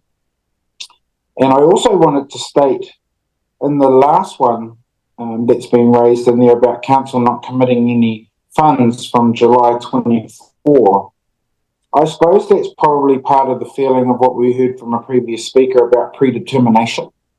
Because I suppose, that community could look at that and say, look, you've already decided as a council not to maintain your own asset. So that tells us you have no intention of keeping the asset. And so I just wanted to make that point, because I think that's sort of what that says. So I just wanted to actually support the speaker in that I don't want our community to feel like we are predetermined, and I suppose I need confidence that we're not. Yeah, those are my points. Thank you. Thank you. Do I reply? Okay. Councillor Jennings. Yeah, thank you, Mr. Mayor. This is my contribution to the debate. First, I'm going to start with a thank you to the Incorporated Society and Hapu for their interest and passion around this topic. Look, over the last... Sorry to break in, Sam, but sorry, Justin, Councillor Jennings, has the floor. Have you got a point of order? I'm raising a point of order. I've just raised a series of questions and I haven't even noted that it's been received or I'm going to be responded to. The Deputy Mayor has got the resolutions in front. Unless you're promoting actually amendments to those, the Deputy Mayor will respond to you. Just responding to you, Councillor Tamihara, through the Mayor. I've noted the 4 issues you've raised and I intend to respond to them in my right of reply. So I hope that process suits for you, but that's the way I would. I've absolutely noted your concerns. Thank you very much. I do appreciate that. Councillor Jennings. Thank you, Mr. Mayor. Yeah, look, just to reiterate, look, support and thank the various groups for their interest and passion in this topic. Look, I think I need to be upfront and say, look, I find this issue has been going on for a long time and it's been really frustrating about the hundreds of hours of elected member and staff time collectively that we have spent on this issue. And so my starting position is that this does need to find a resolution and an end point, because I'm concerned that it will continue to drag on. And so that's, I guess, my point is that I get that the Foxton community values this building and wants to retain it. But the flip side to that is you kind of need to know when to stop flogging a dead horse. And I'm not necessarily saying that the hall is a dead horse at this stage. What I'm saying is there definitely comes an end point. And I have been absolutely supportive of the Incorporated Society's process in terms of starting in May 2021, giving an opportunity to develop up that business case. Along comes March 2022, we provide an extension, and then come June 2023, dealt with in committee, again supported a short extension to develop up that competent and credible business case that I think we all really, really want. But so this resolution does have some appetite for me in terms of the one last chance to get this over the line. And I think the important point to note is that we do not need a war memorial hall or a building ultimately to memorialise our fallen. And while I accept that that was the original purpose of it being built, there are many, many ways that as a council and as a community we can do that, so that if this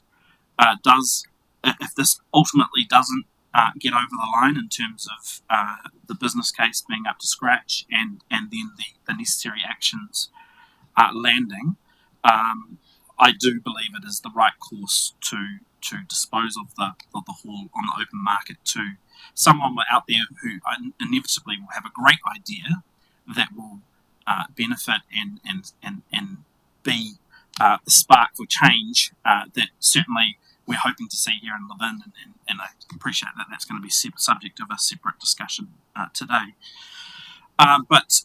Yes, so I guess I wish the various groups the best in terms of developing up that business case. I want them to be successful. That's the heart speaking.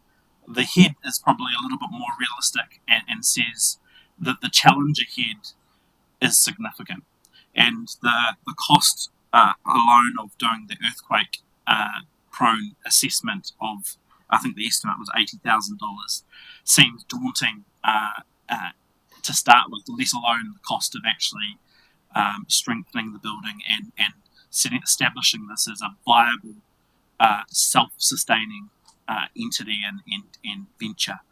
So, look, obviously keen to listen to the rest of the debate, but at this stage I will be supporting this motion. But I do, and concerned, and I do predict that we will inevitably, potentially, well, with a high likelihood, I don't think that, I think we will find ourselves back here coming out to this decision again in terms of going to the open market. And that's not a reflection on the Incorporated Society or faith in terms of their ability, but I do have concerns that the challenges are so significant in terms of the financials that there is some real challenge there. So, yeah, that's me. Councillor Young. I'd just like to thank Deputy Mayor for a very well written resolution. I think it covered everything, including my concerns. Also appreciative to the Foxton Memorial Incorporated Society and Hayden and Hapu for voicing their concerns. I think the big word here is opportunity. This is a chance to really get it over the line. I'm fully supportive of you guys to really get it through, and as you say, majority of submitters really wanted to support you guys, and I really, really hope, because the feedback coming back from the public and the community is that they want you to succeed, and I really hope that you guys come back with something, because you've obviously got some ones to get over, and I'm all for you. Councillor Brennan. Yeah, very briefly, Mr. Mayor, because Councillor Jennings said a lot of what I was going to say. And the first thing for me is, again, to acknowledge the work Deputy Mayor Allen's put in to these recommendations. And the way it's been put together, I think it's hopefully going to make this decision work a lot easier than perhaps it would have. Acknowledge the whole society for the work they've done. They have been unyielding in terms of their determination and haven't turned away like many groups would have in terms of the challenges they face. And I also would love to see this succeed. I share Councillor Jennings' thoughts that this is going to be difficult. I think there's no doubt this is going to be difficult, and I have doubts that it can work, but I think it is the right thing to do to provide the opportunity the community have their support, the ones that have submitted, and the whole society certainly laid out their plans, and with the support of Hapu today, I think there's a better chance that it could work. So I will be supporting the motion. I think love to see it succeed. Again, open to my doubts, but I watch with interest and happy to support wherever we can. So, and once again, thanks, Deputy Mayor, for your work.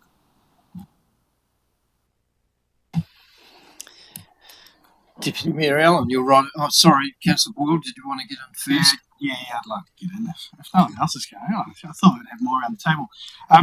I wish that this resolution was something that comes to fruition, but I'm scared that it's going to be another instance where council kind of kick the can down the road and we stumble upon it 6 months later and we're in exactly this position after two organisations have exerted a lot of time and energy, and council find themselves yet again unsatisfied with the plan that's presented, and we just debate selling the hall again on the open market. If it doesn't happen in 6 months, is it going to happen further along the line when earthquake strengthening hasn't occurred? In my mind, I see that probably. I wholeheartedly agree. Council don't want this asset. The community want this asset. We should give it to them. But I don't have faith that the whole society are going to be able to run this hall and make it into something that is perpetually available to our community. I'm going to say something cheeky here as well, but I can't help but question how many of you are planning to still be alive in 2050 to see this hall running perpetually. I know you're all strong and passionate now, but who's going to perpetually run this hall? To me, the people who will still be here will be our local iwi and Hapu, which is why I'd implore you as a society to take this resolution and work even closer with iwi and Hapu and try and find a means by which this will live in perpetuity, potentially even advocating that the body that it's transferred to is an iwi body and it is held by them, and you guys are merely a vessel that supports the hall being retained and the fundraising efforts that are going to be needed to get it to a place that it can go. Yeah, that's my 2 cents. Thank you. I'll let you respond, Deputy Mayor Allen. So, look, I think the table for the contributions also absolutely acknowledge the input both from the Hall Society and from Hayden this afternoon. It's been a thorough, it feels like a really thorough process to me, which is great. In my right of reply, I just want to address the 4 points that were raised by Councillor Tamihana. And first of all, to save the whole laborious standing orders process, Mr. Bear, I wonder if the seconder is happy if the recommendation in paragraph 2, where the words at the end is local hapu, if it be changed to te tūmata hakuki? Kahuki, sorry, te tūmata kahuki, if the second is happy for that wording to change. So, yeah, that was Alan, sorry, Alan. If that's the case, in terms of the risks that Councillor Tamihana identified around the open market, that is an issue that the Council of the day will deal with, in my view, Councillor Tamihana. There is nothing at this stage, I think, that can be gained by trying to foresee the detail around the conditions that we'd want to put on it. But I think the spirit that I'm sensing today is that this table is very interested in making sure the community aspect of that hall, if there's a way in which it can be retained through an open market process, that is an opportunity which will exist at the time. When it comes to the risks around a disaster and so on, the wording around the 2030, I really want to stick with the motion as it's worded, because we absolutely need to have clarity. I talked before about a roadmap, and I think we have to put a stake in the sand and say by that date, 2030, that is the final date by which a decision has to be made. When it comes to the funding, the long-term plan process was the time for us to identify if we wanted to put further money into the Memorial Hall for the upcoming financial year. That did not fly. There was no funding allocated, so that's the reality of where it stands. It doesn't mean, however, that there can't be the opportunity to explore other options. Hayden today identified a process that he would be interested in. He talked about the endowment fund as an opportunity, but that's a discussion for another day. It may be an opportunity, but it's a discussion for another day. So those, with respect, Councillor Tamihana, those are my thoughts around the issues that you've raised, and thank you for raising them too. Thank you, Deputy Mayor Allen, and I absolutely concur with your comments, and I'm just glad to have them on the record and the understanding. So I will be supporting the submission in its current form with those amendments that you've got up. Okay, so it appears that everyone's comfortable in terms of putting all those recommendations together in block, with the changes that have been moved by the mover and seconded by the seconder. So we will, I won't read them all out, but you've seen them in front of you. Can I just have a show of hands, all those in favour? Thank you. I recorded your yes vote, Councillor Tamihana, is that correct? Thank you very much, yes. Thank you. And no one against, so the motion is carried. Thank you.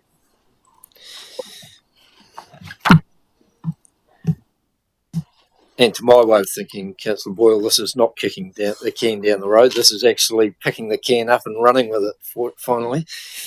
So let's move to now 9.4, which is the proceedings of the extraordinary Te Awaho Foxton Community Board meeting from the 4th of June 2024. Just move 2.1, that the report be received, seconded by Deputy Mayor Allen. Thank you. All those in favour? Against? Carried. So we have a resolution that the council will approve funding of up to $170,000 from the Foxton Beach Endowment Fund as a grant to enable the completion of the refurbishment of the kitchen at Paranui Marae. It's moved by Deputy Mayor Allen. Do I have a seconder? Councillor Brannigan, thank you. So it's on the table, thank you. Deputy Mayor Allen, do you wish to start the conversation? Yes, Mr. Mayor, and this is a case where the community board has sent a very strong message to the council. Their support not only for the funding, but for the full amount of the funding. As someone who was part of that discussion, what I valued was there was some contestability around it, in particular the challenge about whether or not it should go back to the beach people for consultation for a number of reasons. That was discussed, that was given oxygen, and I think the feeling very strongly was, without wanting to put words in the mouth of the community board, that the endowment fund has been silent when it's come to addressing the reality that iwi hapu have a strong history and relationship with that piece of land and with the Foxton Beach area. Hayden spoke about it earlier, the powerful historical links, but also, and really importantly, the links of the present day, so that as Hayden identified, and I know this myself personally through a former life, where some many years ago, Paranui Marae adopted Manawatu College, a relationship which now stretches over a number of decades, and a relationship which is still very much alive. Manawatu College, which represents a big chunk of the community and of the beach community through the students who feed into the college, has Paranui Marae as its entry into Te Ao Māori. In addition to that, the primary schools, very much so. Foxton Beach, obviously, but also as identified by Hayden, other schools as well, such as St Joseph's and Foxton Primary School. St Joseph's, St Mary's? St Mary's, yes, sorry, St Mary's. Too many saints. So this, in other words, the connections are alive and real in the present day. And so it was, for me, it was actually pretty heartwarming. I distracted myself, didn't I? It was pretty heartwarming, the support from the board for this, what is a new beginning in terms of relationship with Paranui.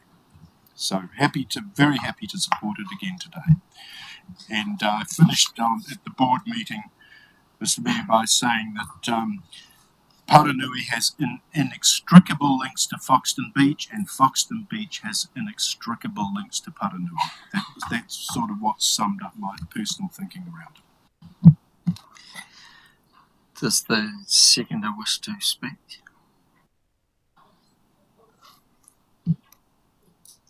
Yeah, again, Mr. Mayor, very briefly. Yeah, listen, we'll support this. I'll be honest, when I first saw it pop up onto the agenda, I struggled with it in terms of what I thought would have been a bit of a long bow in terms of to the connection, I guess, for Paranui, for the people at Foxton Beach, and the benefit when the policy clearly says for the benefit of the inhabitants of Foxton Beach. I acknowledge that perhaps was based on a little bit of ignorance on my part. In discussions with Hayden and some of his people, and hearing him speak not only here but at the community board, it clearly outlined where that link is, and Deputy Mayor Allen did describe it very, very well. So I think only good can happen from this resolution.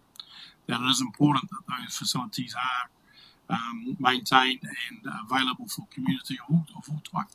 And the message from Hayden and his Marae is it's clear that they want to be inclusive, and I think only good can come out of this, and it is just that the free on account contributes to the project, but with the overall Marae and the well-being of the people. So for those reasons outlined brilliantly by the Deputy Mayor, I will be supporting it. Thank you. Any further debate, discussion? Councillor Boyle. I fully intend on supporting this. I think it's really great. I am slightly concerned about the precedent it might set in terms of our Rural Halls Fund, which can be used for reliable repairs and upgrades. does it infer that all future applications by Marae in Foxton and Foxton Beach should be directed to the Foxton Freeholding account? That's just something that crosses my mind, and I wouldn't like to see our Rural Halls Fund kind of be segregated by region based on anything like that. I don't think it infers that. I'm happy to support this. I think it's really great, and I think it's about time. I think your conclusion is right, that it's certainly not inferred that would be the case at all. Councillor Tamihana. Well, kia ora everybody. Look, really humbling to see this recommendation here today. I think first and foremost, I just wanted to acknowledge the history, particularly that the hapu have provided to council in the background and the history around this fund. And I think it's important that, council, we're made aware of some of that history. But I also really want to celebrate the change in council. I want to thank the council, I think, for giving a voice back, not only to the Foxton Beach community, but the Māori community there. This council has undertaken to do things in a new way, and I have to commend the council in the way that we're doing things. We have entered into a review of that fund that is progressing along, I think, at an extremely, I think it's going well, and I think it's being led extremely well by Monique's team, Ashley and co. And I know that process is still happening. And I'm really, really grateful actually to the Te Awaho Foxton Community Board for taking a leap of faith and making a decision and not forcing themselves to go back, I suppose, to the Foxton Beach community itself, but acting, I think, appropriately on their behalf as they're charged to do. They were elected members on behalf of their respective communities, and to hear both Kerikeri Ward councillors and our Deputy Mayor speak today the way that they have lightens my heart. And so I've got no issue at all supporting this application today. It's recommended to us by the Te Awaho Foxton Community Board. It has their support.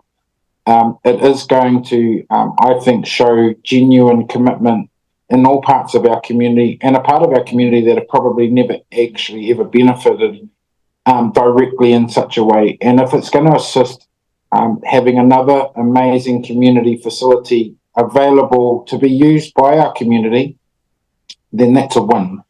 So that was all I wanted to say, but just wanted to really commend the kōrero that I've heard, the work that's been undertaken and still being done, and I will definitely be supporting today's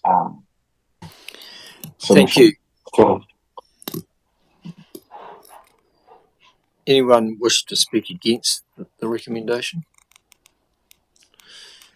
In that case, Mr. Deputy Mayor, have you got any right of reply that you know? Okay. Just noting that Councillor Tupapua has removed herself from the table. So again, just a show of hands, all those in favour of the recommendation, please raise your hand. Again, and assuming Councillor Tamihana, you are voting for this recommendation? Yes, I am. Thank you. The motion is carried unanimously. Thank you. All right, so it's taken us 2 hours to deal with Foxton Matters. Let's, well, I'm sure the Ohio people will want their 2 hours shortly. You've got to listen to St. David Allen. All right, moving on. Are we allowed a break or just to pop to the loo? You're welcome to take a break if you like, but we're only 2 hours into the meeting. We're tough down here. We're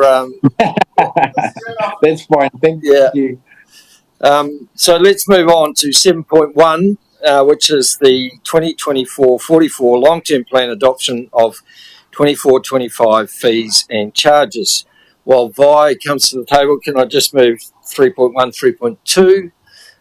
Can I have a seconder for that, please? Councillor Jennings, all those in favour? Against, carried. Thank you, Vi, and you've got your support person with you. That's good. Good afternoon, Your Worship, councillors. So this report is before council today as the final step to adopting the fees and charges that were agreed on and endorsed during the LTP deliberations process. The reason the adoption of the fees and charges is brought forward from the adoption of the whole LTP is to help officers prepare for dog registration renewals, which need to be out for 1 July. Happy to answer any questions.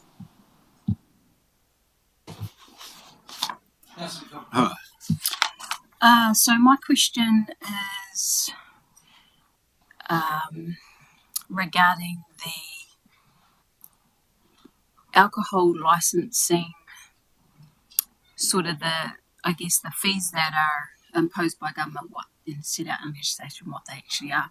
But councillors might recall an email received from Councillor Tamihana around what Kapiti District Council are doing in that respect and how they've come up with their own way of managing this effectively and increasing those costs to reflect I won't go into detail, but yes, where I'm going with that, we actually asked during a workshop on this specifically about how can we, why can't we, and the advice at the time was because it's set by government and not for our choosing.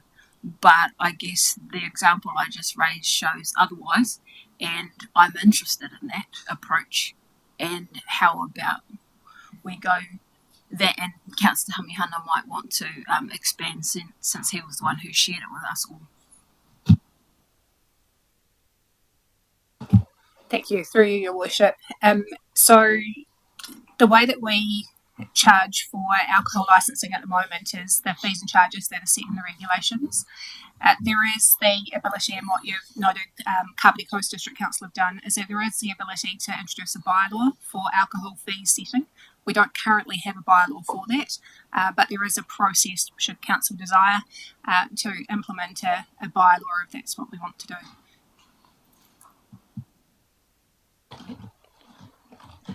And just through Your Worship, further to that, I think might have been early this week, I responded to Councillor Tamihana just with a bit more information and some advice about how we might go about that. And I know that one of the upcoming pieces of work is around the public places bylaw, and so when we workshop that with council, the intent is to explore whether we can do that through the public places bylaw or whether council wants to explore it via a different titled bylaw.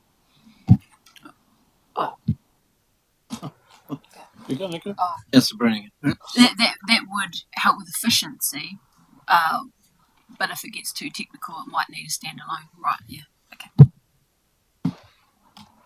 Councillor Brannigan, you wish to? I just add the comment if I could on this question. Something Vi and I spoke about this very recently was brought to council's attention because we're talking about alcohol licensing that for some strange reason even the remuneration to public list members is exactly the same now as it was when the DLCs were first created in 2013. There's been no movement, so it's a strange thing, but might be time for us to have a look perhaps. Okay.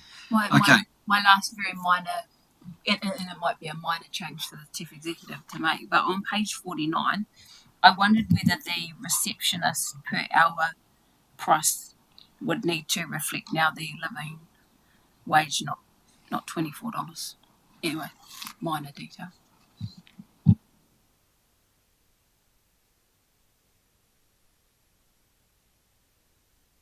That says 24, which is below.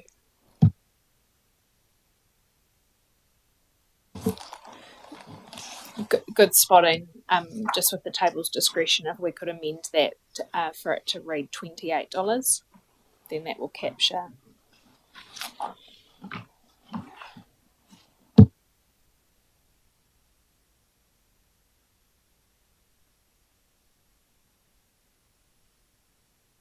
Sorry, councillor's comfortable with that alteration? Yeah. All right, thank you. Thanks, Vi. Thank you, Blair.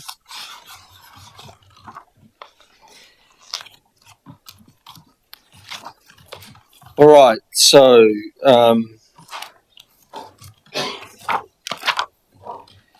We have 3.3 and 3.4, which now, we've had a mover and a second, have we? No. Right, 3.3, the council adopts the 2024/25 schedule of user fees and charges attached as Appendix 1 to this report. That council delegates to the chief executive the authority to approve minor editorial changes only if required as part of formally adopting the 2024-44 long-term plan on the 26th of June 2024 to the schedule of user fees and charges attached as Appendix 1 to this report.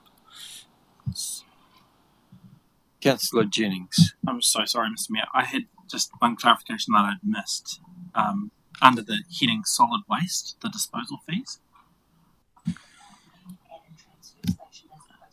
Yeah, just to clarify, there was a reference to disposal of HTC refuse bags up to 4, no charge. Yes, so that's as Rogan has just described, that's when people go buy the bags and then they can bring up to 4 bags. Sorry for the dumb question. Thank you. No such thing as a dumb question. It's good to have that clarification. So I'm happy to move that and seconded by Councillor Jennings. Again, just to show of hands, move those recommendations. All those in favour? Councillor Tamihana, your vote is 4? Yes. Thank you. So again, they voted unanimously. Thank you. We've dealt with 7.2. We're now moving to 7.3. Commencing the bylaw review for section 155 assessments for the solid waste bylaw and animal nuisance and the keeping of pigs, poultry and bees bylaw. Can I move 3.1, 3.2? Report be received, seconded by Deputy Mayor Allen. All those in favour? Against, carried. Welcome again, Vi. So just ensuring that councillors are aware that this is just starting the process, isn't it? Yes. Thank you. Yeah, so the purpose of this report is to seek council's confirmation through resolution that the statutory review of these bylaws is complete. The reason why these bylaws are before council today is because both bylaws were last reviewed in 2014 and are on a 10-year review cycle. So we need to get those done now in order to be able to stay on that 10-year review cycle rather than have to implement a new one. Happy to answer any questions. Any questions for Vi? It is mainly a procedural sort of agenda item. It's not obviously the review of the policy will come back to us anyway at some stage. Right. Yep. Okay, so I'm happy to move 3.3 and 3.4. Seconded by Councillor Young. Any further discussion or debate? Put that motion. All those in favour? Against? Aye. Carried. Thank you, Councillor Tamihana. I heard that. Thank you. Against? Carried. Thank you. Moving to 7.4, the adoption of the Hapori Pakuri Community Wellbeing Strategy. And while Mark and Julia and Lauren and Emma come to the table, can I move 2.1, 2.2? That the report be received, seconded by Councillor Brannigan. All those in favour? Against, carried. Thank you. Welcome, team. Thank you, Your Worship. Good afternoon, councillors.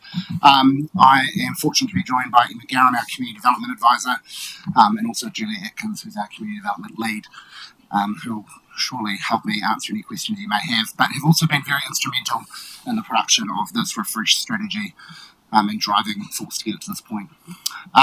Today we are seeking Council's adoption of He Hapori Pakuri, the Community Wellbeing Strategy. Just got a few points I want to run through before I hand over to the table to ask any questions and then discuss. I suppose first and foremost I just want to highlight that getting the strategy to the council table today hasn't been a quick exercise. Right from the beginning we've approached this piece of work with consideration and care. You'll note in the report that our engagement has been twofold. first engaging with our community partners, agencies and networks to understand where our priorities lie. Secondly, sense checking those amended, refreshed priorities with our community for an engagement exercise. We've spent quite a bit of time as officers workshopping and developing and refining our thinking, and as a result in the strategy you have in front of you today.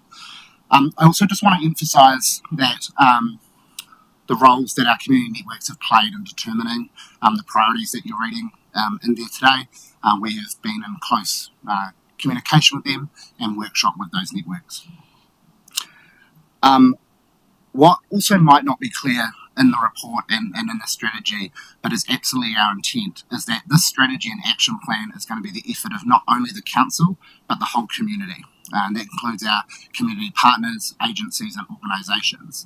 And with that, essentially, council's role is to enable the likes of our community networks to deliver some pretty important mahia in our community. It's not council's role to deliver every single action or piece that is discussed in the strategy or action plan, but that of the community. And also with that understanding that this strategy is also not for the likes of Julia and Emma next to me in the community development team to deliver, but actually for the whole organisation. And interestingly, the first workshop we did was with council staff across the organisation, because this strategy, if adopted, I'll be at the next staff hui telling all of our teams that they need help deliver on it. I also want to acknowledge the Community Wellbeing Committee, who have played a significant role.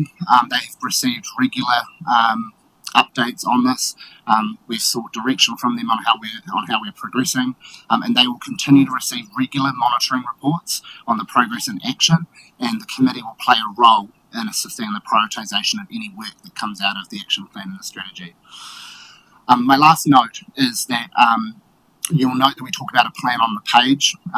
That is still in the development stage. The plan on a page is a summary illustration of the strategy's priorities that are linked to the action items, but also some indicators that will assist in measuring our success. Now, I'm mindful that in the recommendation, the current recommendation, it reads that we're asking you to adopt the plan on a page. We're going to amend that recommendation so that that plan on a page is removed, and instead today you'll be adopting the strategy and the action plan. That's all from me, but I'm happy to take any questions, councillors. Any questions? Councillor Jennings. Thank you, Mr. Mayor. Thank you, team.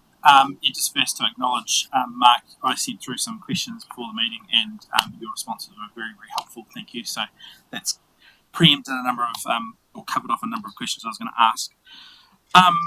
And so first I'm just going to sort of acknowledge the team to say thank you for putting this together. It's actually a really challenging document to put together, I suspect, because it's probably one of these things that some in our community and some elected members, yours included, call fluffy. So this is a bit of a fluffy space, and I think that you've done a really great job at articulating the outcomes and showing a really clear roadmap to where we want to head up. So I commend you for that. And so the couple of questions I had were specifically probably about the action plan and the measures. And so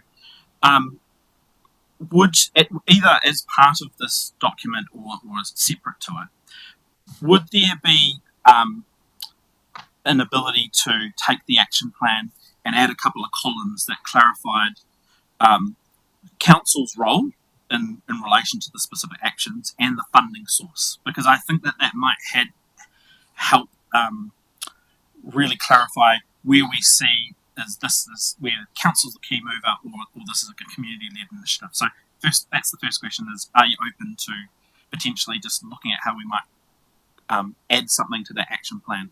So I'll let you answer that, and then I've got a question about measures. Thank you, Councillor Jennings, and for your worship. Absolutely. I think that would be helpful, especially give some direction on terms of where it's council taking the lead, where it's maybe a network or the committee taking lead, or where it's a partner agency or outside organisation taking lead. I think that's helpful. I think that's an easy fix that we can do relatively quickly. The second part in terms of funding source, absolutely. I think the funding piece would be an indication of funding, and the funding piece, while we're on that topic, is when we have developed those actions, it's probably important to note that we have done so carefully, knowing, it's helpful doing this process alongside the long-term plan, knowing the financial challenges that our organisation is up against. And in doing so, we have developed actions that we aren't hooked into big costs or cost to council. But I think it'll be helpful in that funding column to identify where external funding can also be. Does that answer your question, Councillor James? Yeah. Councillor Tukupa, I'll just have one further just on the measures. So that's on page 18 or page 134 of the agenda, page 18 of the document. And so, again, in my comment to you, I'd sort of said, understand that these are kind of the measures that, or what success looks like to the community, and they have a lot of feel-good sentiment to them, but my concern or my worry is how do we measure some of them?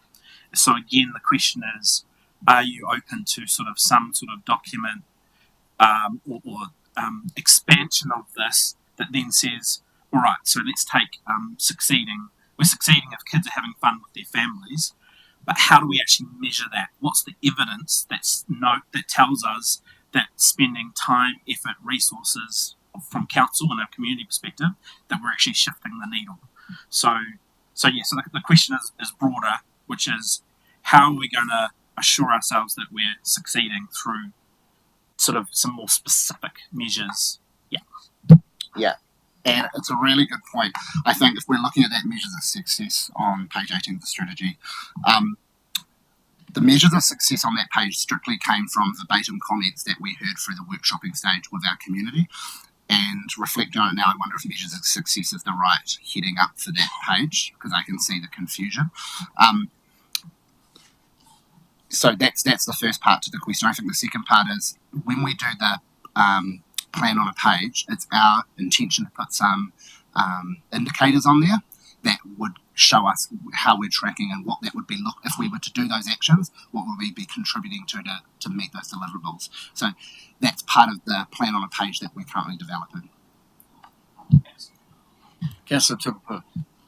So I've only got two queries. The first one is actually on the same page, so I'll just raise that. And a little past halfway down on that list, because words matter, it says sexual orientation. I'd suggest it's gender identity, simply because sexual orientation could mean it's okay to integrate pedophiles, because that's their preference. I know that's the extreme end of it, but it's tried to occur here a couple of years ago. Not kidding.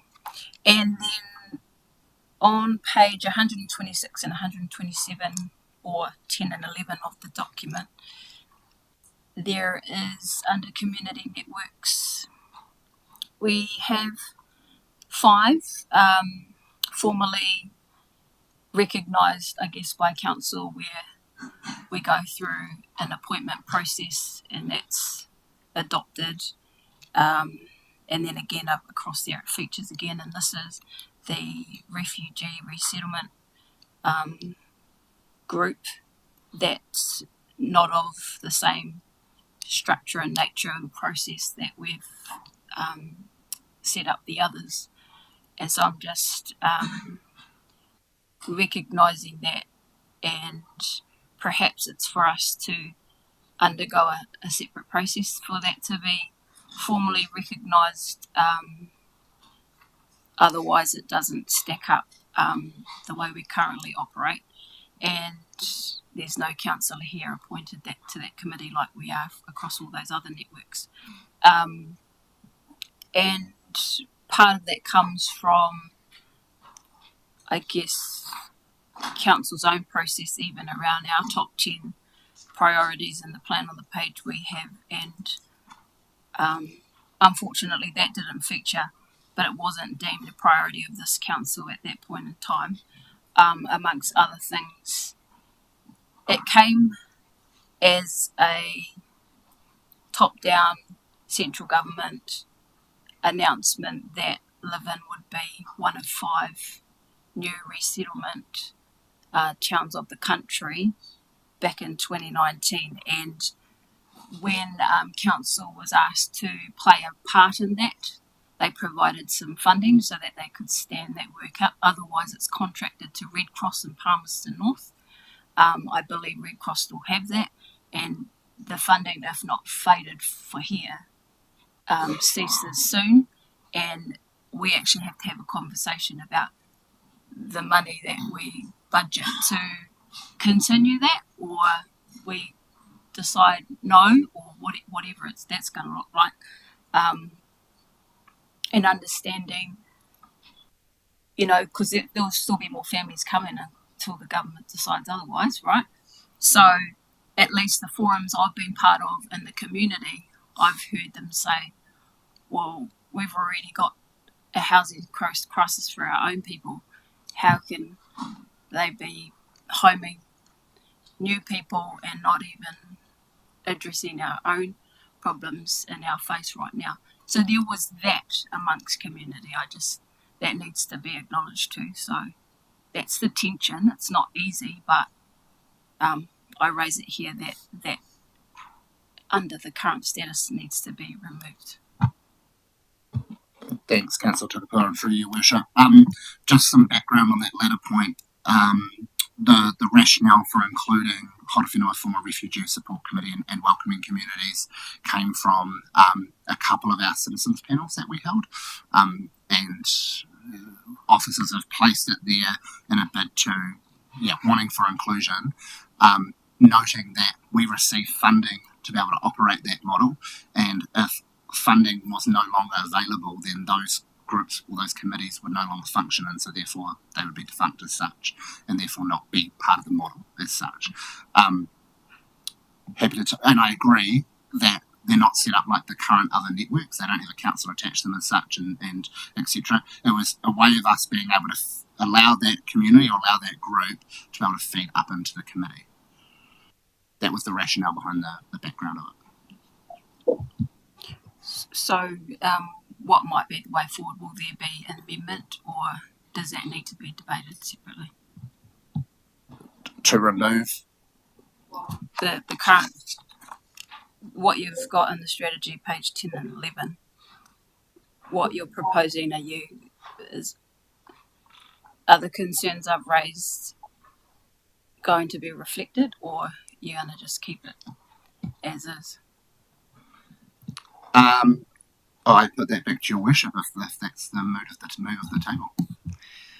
Yeah, look, I didn't want to get into a debate about particular words in a strategy at the moment, right at this time, but I think there obviously needs to be a conversation, and we've already alluded to some of the changes that might happen in terms of the heading of that wording and that table. So I think that's a conversation that we need to have following, maybe a workshop or something, just to confirm those measures maybe, or the appropriate wording that may be, and a further discussion rather than getting into a debate right at this moment around the appropriate wording for those. Through your worship, just picking up on Councillor Tukapua's later point, is your query resolved if we commit to doing a piece of work where, because no doubt we'll have to review our terms of reference as part of the review of our governance statement, which Mayor Bernie's already alluded to around the Risk and Assurance Committee in terms of the financial responsibilities, that if at that point in time we also captured the welcoming communities piece in there in order to, with the intent to bring it in as part of, so it kind of sits like every other network where it does have a councillor appointed to it? Well, first of all, I recognise that the Community Wellbeing Committee is a standing committee of council. It's in the formal structure, and even if you chair that, there's remuneration attached to that. Like it's a formal structure, and under that is effectively these 5 networks, and now we've added a 6th without any formal process other than it's appeared in a strategy without a conversation that you're not willing to debate right now. I'm just raising the difference between process, how it's come through as a citizens panel. Okay, yep, but apart from that, I've witnessed community forums and other groups that are not happy that we are effectively because it puts pressure on schools and health, the systems that are, and they've made that known to many of us, that how can you continue to, so long as the government's going to fund it, basically, yeah, but once they stop that, we're left unfunded mandate, yet another one that we'll have to continue to carry. And I think that just needs to be recognised, a side of this or part of this, and I guess I'm just saying it. An option available to council is, if we look at that diagram on page 11, we could remove the box that references the Refugee Support Committee and Welcoming Communities component of it, on the notion that we bring back a report in time to council to provide advice on that program, that the funding or not of that program and what it means in terms of how we provide for it within our community wellbeing strategy. Look, I am just one voice. I realise that. So unless others are just at least hear from one or two others, I don't know. But otherwise, it's not worth it. Yeah. Councillor Grimson, I hold the view that it should remain here front and centre.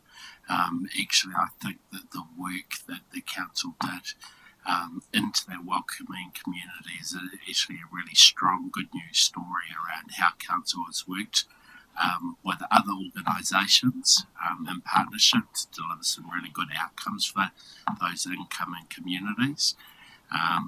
And I think it sits nicely under that sense of place and belonging, action and structure, because we want everyone who chooses to live here in the Horowhenua to have that sense of place and belonging. So where it sits and what's there, I would advocate for it to remain.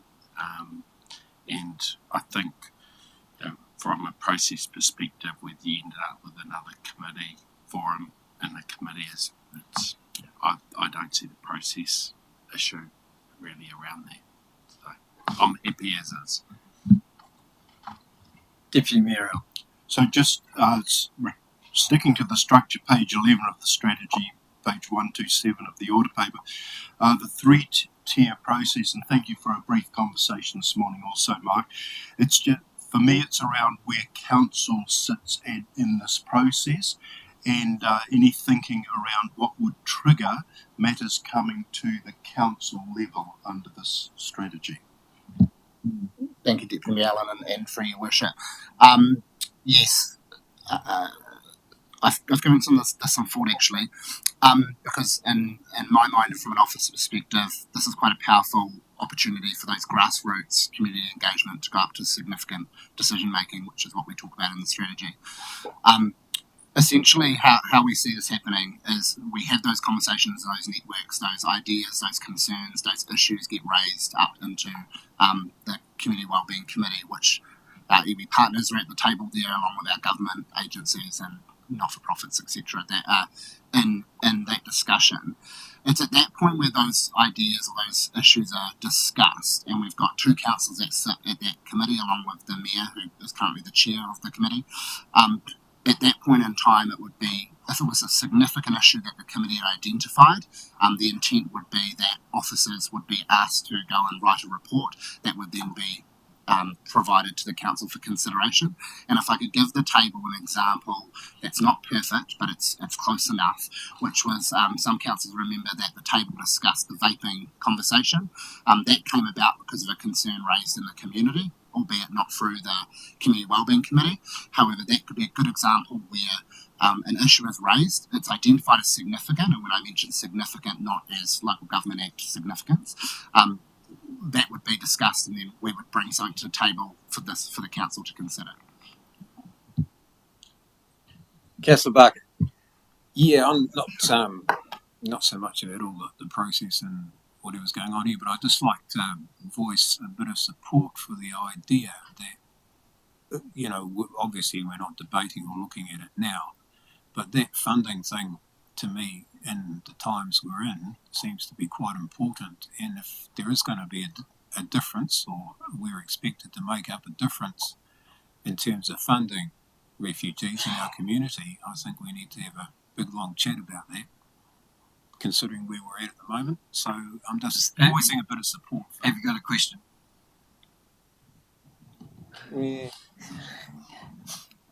Yeah. We'll take note of your comments and make an action to explore that. Councillor Tamihana has a question. Sure, guys. First of all, Benny, just really wanted to thank the team for the document. I think you've done an outstanding job actually in capturing the magnitude of our community engagement and aspirations out there. I do have a question just around the list of people we had. I wondered whether Foxton Futures was meant to have been in that list with Save Our River Trust and others, or have I sort of missed that and it's not required to be there? And I really just wanted a really quick response just to Councillor Jennings, around how do we measure success? How do we measure those things? And for me, it actually sits with those people that are sitting within those groups, those committees. And I suppose in my mind, I'm thinking ultimately our community are our judges and our adjudicators. And in the various community groups that we support, I hope that this document leans towards them being able to identify to us that the type of data that we want to collect and collate. So I think that might have been what Councillor Jennings was leaning on, but I think there's a sense of responsibility not only here by council, but by those that come to council, and actually providing that two-way information. And maybe some of those community groups have already got a facility where they collect data and that can just be transferred. I don't know, but that's just what my thinking was leaning towards. So, kia ora. Thank you. Just responding to Councillor Tukapura's first comment, I'm just going to ask the Chief Executive to comment on that. Yeah, through your worship, Councillor Tukapura, I was just conscious no one had responded to your question around changing the language from sexual orientation to gender identity. And sorry to put my staff on the spot, but my sense is we would have referenced some best guide about how our rainbow community would see that defined, but in just some very quick research, our advice would be that we have so it would be sexual orientation and gender identity, not to remove sexual orientation, because that is defined as something different to gender identity. But I just want to check with Julia, who would maybe be able to confirm the input from our rainbow community on this. We haven't sought feedback on that exact statement from the rainbow community. However, I do agree that we should add and gender identity, as it's not the same as sexual orientation. These statements came verbatim from our quality of life survey, so we haven't changed them in any way to reflect the voice of the community in the document. Yes, Tukapura. Okay then. Could you define then sexual orientation to reassure me that it does not by default include pedophiles? Yeah, absolutely. So sexual orientation is about an individual's physical, emotional, or romantic attraction to others. So common categories might be, for example, heterosexual, homosexual, bisexual, asexual. It's about the attraction. It's not about the identity. So you can be attracted to kids and it's okay. I just think it's gender identity. Wouldn't that be one term that rainbow community is acceptable? Or do you want to be all open and inclusive on that far end of what I just described? It's not funny, but it talked about integration. Okay, so 2 years ago, because it was last term, corrections or probation, whatever you want to call them, applied for a consent to council to house pedophiles up the end of Tararua Road there, and the neighbourhood was not wanting. and there were champions at this table at the time and intervened and stopped that. But basically, it was a house for integration back into the community. They necessarily did not have a connection here. The department just thought, well, here's an opportunity to put them there, and it wasn't a maximum security, or it just had a level of supervision. So effectively, they can wander around and do what they like. And I'm just saying, we took a stance then, and I'm taking a stance now. Councillor Boyle. Point of order, are we in a debate on a matter? Yeah, look, I'm going to ask the table if they're comfortable with the addition that the Chief Executive is making in terms of that wording that we add sexual orientation plus gender identity to those measures, and if everyone is comfortable, then we will proceed. So can I just have a quick show of hands in terms of that? Or you want me to put a proper motion to change that and make an amendment, because I'm comfortable to... I'm happy to put forward a motion if you want. Right, but am I seeing general agreement that that is how we proceed? Well, can I just speak here? Certainly. Yeah. Hey, look, thank you. But this is quite a heavy one, and I think the way in which Councillor Tukapua has described it has probably really resonated with me a little bit of concern. So, through you, the Mayor, to our CEE, is there another word that can be implied that's not sexual orientation that has the same outcome? Look, Council, I'm ill-equipped to answer that question. What I know, just based on the research I've done now, but I think our reference point would be our rainbow community, is that as sexual orientation is described, it doesn't reference, for example, the really concerning example that you shared, Councillor Tukapua, like both Statistics New Zealand, as well as, we'd probably need to adjourn and go do some further research, but both terms, which are different, sexual orientation and gender identity, are used as components and are very clear that there's quite conceptual differences between the two of them. But I just refer to my team in case they can provide any further clarification. Through your worship. On this matter, we haven't gone into detail. This is verbatim comments that we heard from the community. Like the Chief Executive mentioned, similar to her, where I haven't got any further advice or guidance on this. So we can't add any further comment at this point. Yes, Jenny. Yeah, Mr. Mayor, I'll frame this as a point of order, because I do think that Councillor Tukapua is absolutely entitled at this point in the process to ask a question to clarify the council's meaning of words and what is meant, what are the constraints, limits, parameters of words. And so it's entirely a legitimate question for her to be able to ask. I don't think that, hearing the Chief Executive's comments in relation to the differentiation of gender identity and sexual orientation, I think that that's a separate issue. And what I've heard from Councillor Tukapua is she's wanting clarity in terms of the meaning and parameters of the words sexual orientation, whether the response from the Chief Executive is sufficient for Councillor Tukapua is that's ultimately for her on the table. But perhaps there should be an opportunity for Councillor Tukapua to at least be able to articulate any follow-up questions to the Chief Executive's response to say if she wants further clarification or for her to have the confidence and assurance in the response that's been given by the organisation. So I think from a process thing, we're still in question time. There's a question that's been raised, and I think it's appropriate just to allow that process to close off and then proceed, because ultimately what will happen is that if Councillor Tukapua is not satisfied with the answer or feels that there's incomplete information given, then she's entitled to obviously not vote in favour of a resolution that hasn't yet been put. But yeah, so I just wanted to articulate that I think that we're still in question time, and it's now for Councillor Tukapua to have that opportunity to clarify with any follow-up questions. I'll support that too.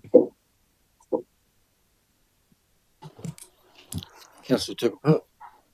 So I'll just start by saying great strategy. I read it from front to back and thoroughly, obviously, and I've picked apart the couple of things that I wasn't quite satisfied with, and I've questioned those.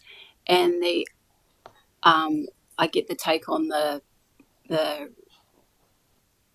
welcoming communities piece.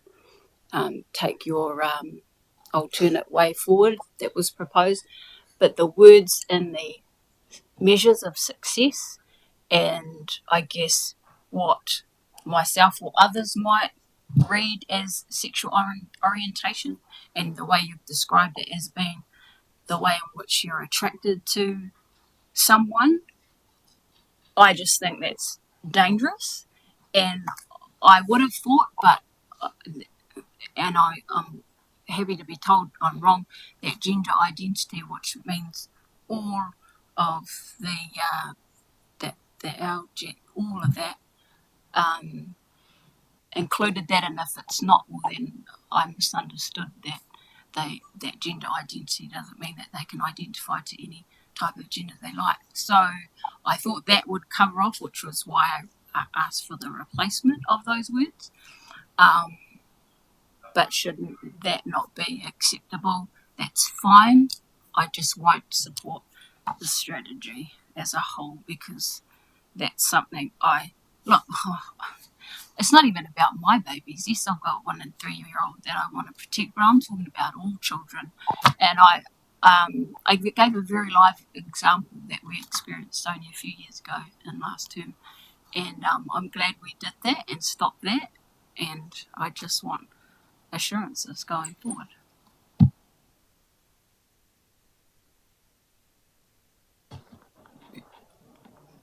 Did you want to add something to that? Yeah.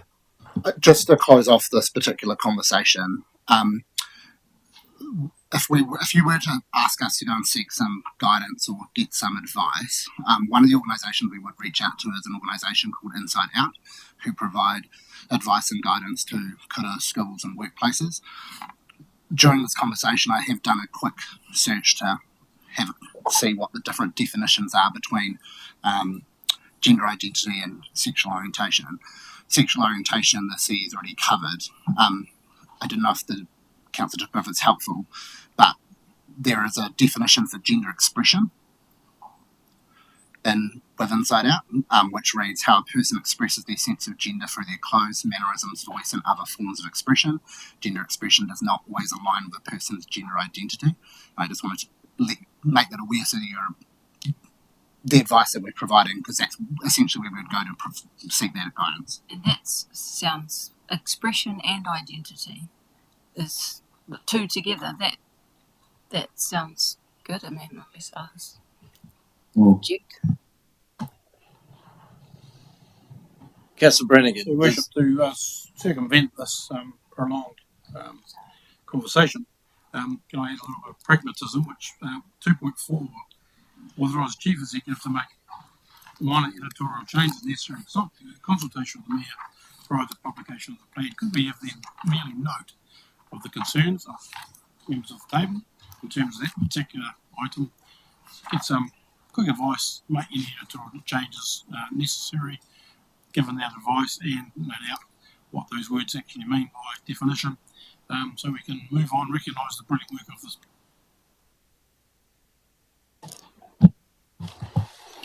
Councillor Moore. Questions, are we in a debate? Who knows? We're still in questions. I haven't heard many questions in a long time. I'm still only going to ask questions then. Now I give up. Removing the term sexual orientation wouldn't be an editorial matter. If you like boys, that might be your sexual orientation. My sexual orientation is not heterosexual. That's as simple as it is. Gender identity is an entirely different thing. Both of them should be in there. I'd love to see it amended to include gender and sexual identity, sexual orientation. Pedophilia doesn't come into it at all. So the question? The question was it wouldn't be sufficient for this to be an editorial change. It's a mistake. Is this an editorial change? Question mark. Do you want to respond to that? Well, look, as Councillor Brannigan indicated, we do need to bring this conversation to a conclusion. If the proposal or recommendation that we adopt the strategy as is, but noting that the Council authorised the Chief Executive to further explore and report back to Council on any editorial changes necessary. I don't think if we take it minor, it might be rather, there might be a further discussion in terms of how that wording is done. Wouldn't removing the right for one group to integrate with everyone else based on their homosexuality be more than editorial change? Question mark. Well, that's why I want to. Okay. Mr. Mayor.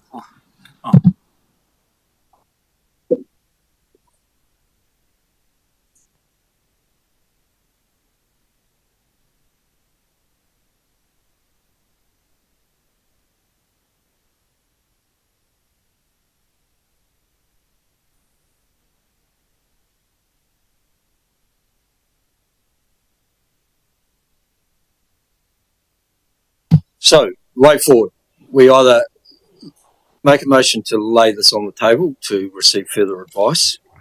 We put the motions as put and either adopt or not, or we seek further advice from, we adopt but seek further advice around those editorial changes that need to be made. Is Councillor Jennings. Yeah, thank you, Mr. Mayor. Well, because I was going to make a point of clarification, because obviously some of my questions to Mark and the team earlier had anticipated some potential editorial changes or documents that will support, and I was going to leave that to the team to work out how they were going to progress that. And so I don't think it's necessarily isolated just to Councillor Tukupua's additions that have been raised. And so the question is, the clarification is, if the resolution was framed in a way, in principle adoption, acknowledging that there were going to be some further amendments or further development work, what the consequence of that is versus laying it on the table. What's the impact if it's laid on the table for a month to allow those further additions, refinements, whatever you want to call them, to occur? So it's kind of, because that's how I see the choices at the moment. Yeah, through you, Your Worship. Certainly, if there is a desire for a workshop to, in order for us to bring back some advice and for councillors to dig a little bit deeper on, it might be some particular actions, it might be some of the points that have been raised during this corridor, then certainly my advice is that I think we're better to lay on the table and bring it back to the next council meeting. I think endorsing the strategy when actually there's some clear key components of the strategy that still require conversation, I think it potentially gives the wrong signal to staff. If council aren't happy with it and can't agree in this moment on those amendments, then we're better to, noting the really good feedback that has been given by councillors about where the strategy is at, I think we're better to have a follow-up workshop. All I would request is that, there is the point being made around the language we use. around sexual orientation and gender identity. Like that's a point that obviously wants to be workshopped. If there were any other points, so the welcoming communities piece, but if there were any other points, if that would be signalled so that officers could focus their energy on the things that need further advice.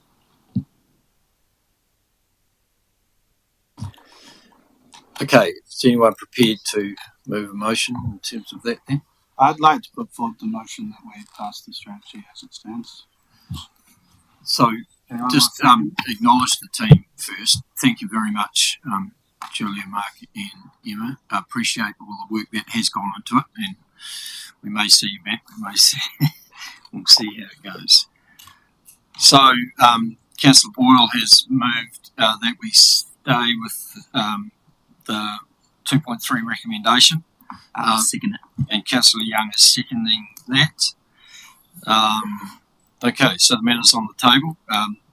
The Council adopts the Hei Hapori Pakuri Community Wellbeing Strategy 2024-2027 and associated action plan. So, Councillor Boyle, do you wish to lead off? Oh, this is a really great action plan. We've all read it, we all like it, and it's perfectly good the way it is. It'd be great if it had some more measurables, but we've heard that we're going to get those in the plan on the page. There might be some contention about some of the wording, but it's really not even worth debating or going into. I think having our, what have we called them, feeding in networks. I've closed the strategy document now. Regardless, I think including welcoming communities in this is great. It's disappointing to hear that they're not already at that level, and it would be nice to bring them up to that, but that's a discussion that would actually require, something further than council here passing this policy. I'm happy to pass it as it is. This is a solid strategy. Let's move on.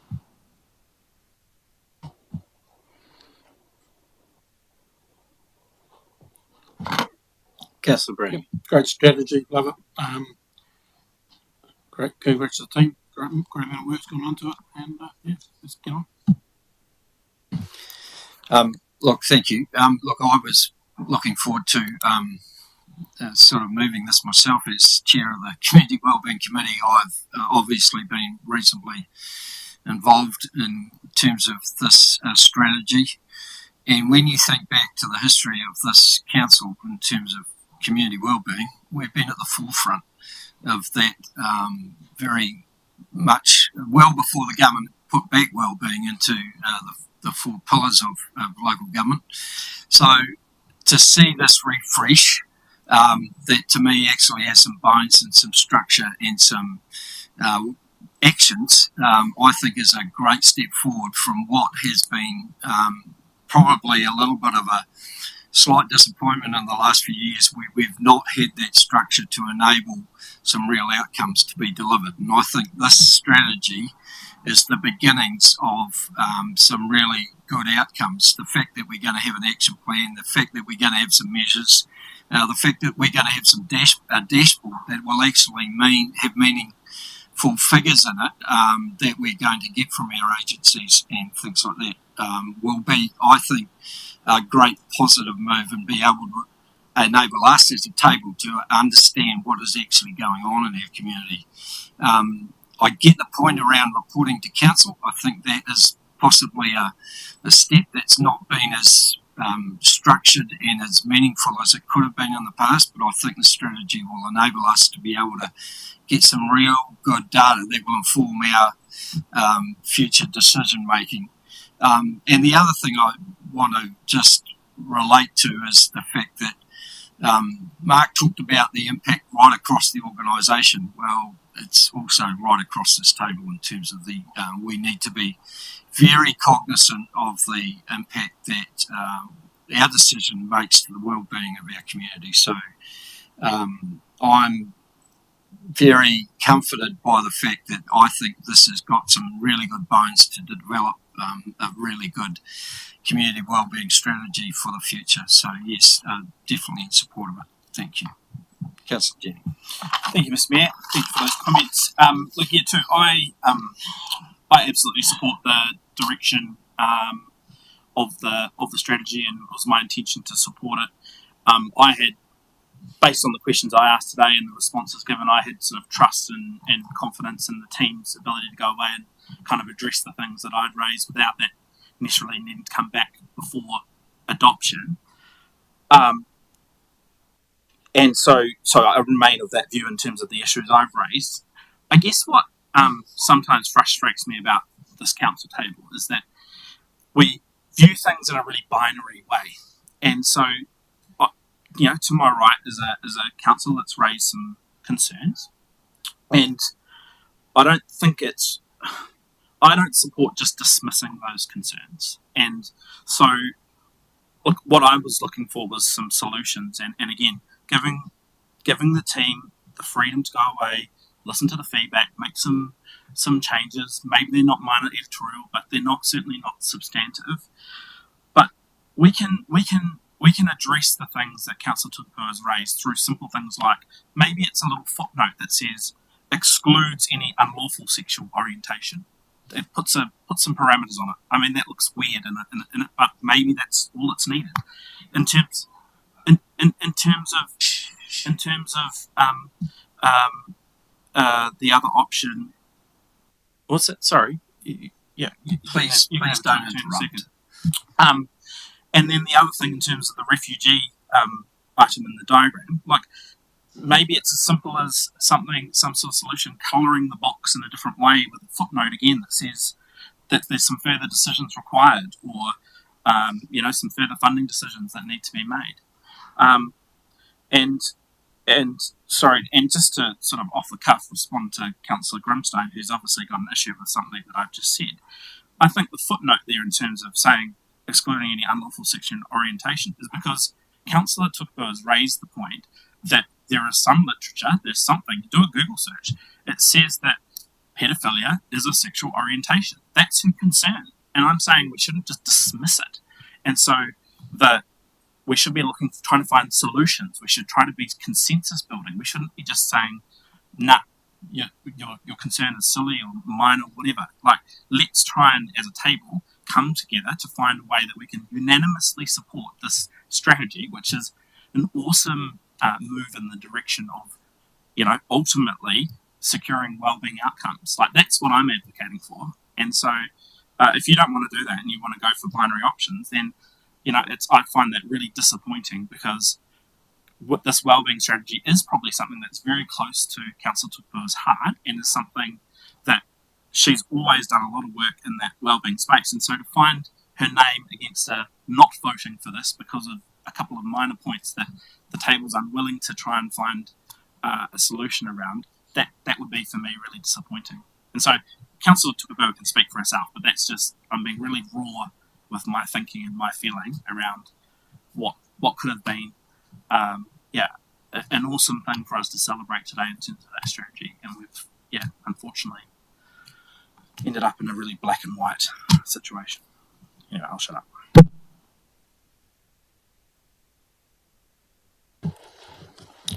Can I go? So my only observation, and I respect the points made by Councillor Jen, is the opportunity to make amendments. There are a couple of really valid additions or amendments that can be made at this stage, which could lead to the outcome which Councillor Jennings wishes to achieve. So I just invite that opportunity for anyone at the table, if they do wish to put some wording such as that espoused by Councillor Jennings to the table, it might be then that we can genuinely have a consensus around the strategy. Councillor Tamihara. Kia ora, guys. Look, I wanted to, again resonate how good a document this is, and I also want to thank Councillor Brannigan and Councillor Jennings for their words, because I would have probably supported Councillor Brannigan had he had the chance for his considered motion to actually be done in the right way. I suppose for me, I want to raise something. Councillor Tukupo has been at this table a long time. Councillor Tukupo is really passionate about our community, and she's always displayed that, even before I came to this space. And there's been a couple of issues that Councillor Tukupo has raised in recent weeks where others have dismissed her. And I just want to resonate on what Councillor Jennings said, that we should never dismiss things like this. You know, the issue that Councillor Tukapua raised around the toilet situation and the signage, she had every right to raise that, and I was with her 100%. And this issue that's been raised today, I think the way that Councillor Jennings has framed it, we should absolutely consider some of that wording. So I'll be supporting that if someone's able to put that into words. But I would like to, regardless of where we go in this process, I will vote to support this document.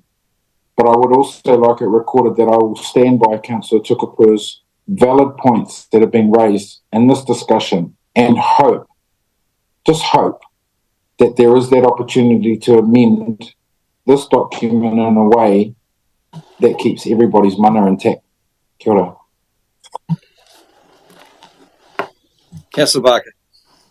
Yeah, what Councillor Jennings said really resonates with me. Yeah, and the meaning of words is important. Yeah, and okay, it's just a couple of words and what the hell, you know, truck on and don't worry about it. But I think it is an important point. And why not just chuck in there something to the effect of between consenting adults somehow? Because that's what it's really about. And yeah, there is, as much as, you know, I don't think that's ever intended to include anything like pedophilia. I have seen in print pedophiles preferring themselves to be called minor attracted. So, you know, it's not just an unrealistic concern. So anyway, that's my 10 cents worth.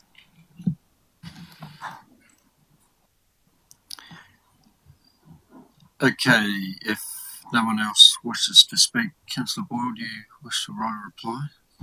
Yeah, I'd love to write a reply. This is nuts. This is the most hilarious thing that I've been in at council, and I have to say, It's not, Councillor Tamihana, please. it is abhorrent how uneducated a number of you are on sexual orientation and gender identity. Yeah, it really scares me that these are the people around a table making a decision.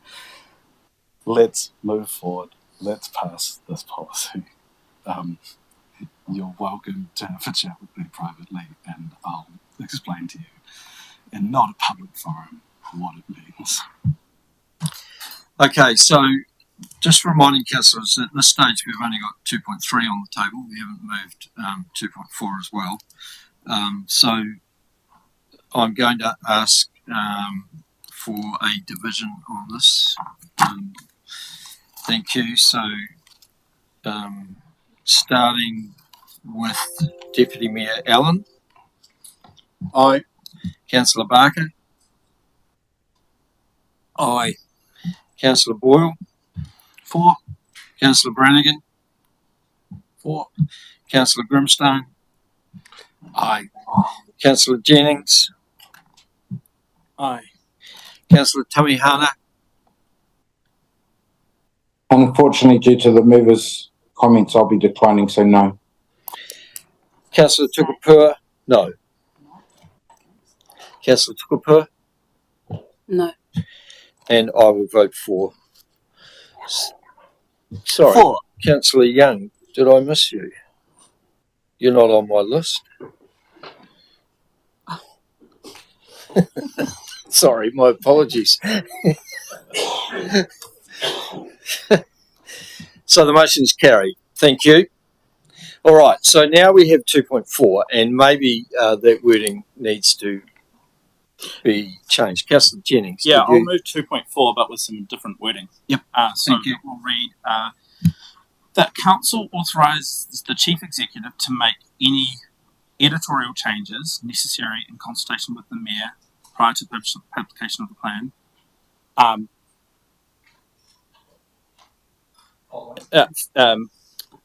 In alignment with the discussion during today's meeting, something like that. Sorry, I had it in my head, and it's in alignment, or to reflect the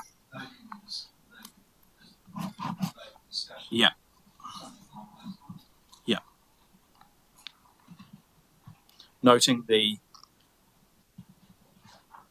discussion and questions during the meeting of 1 June 2024.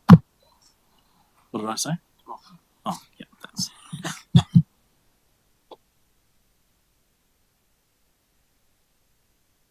Yeah, the expectation.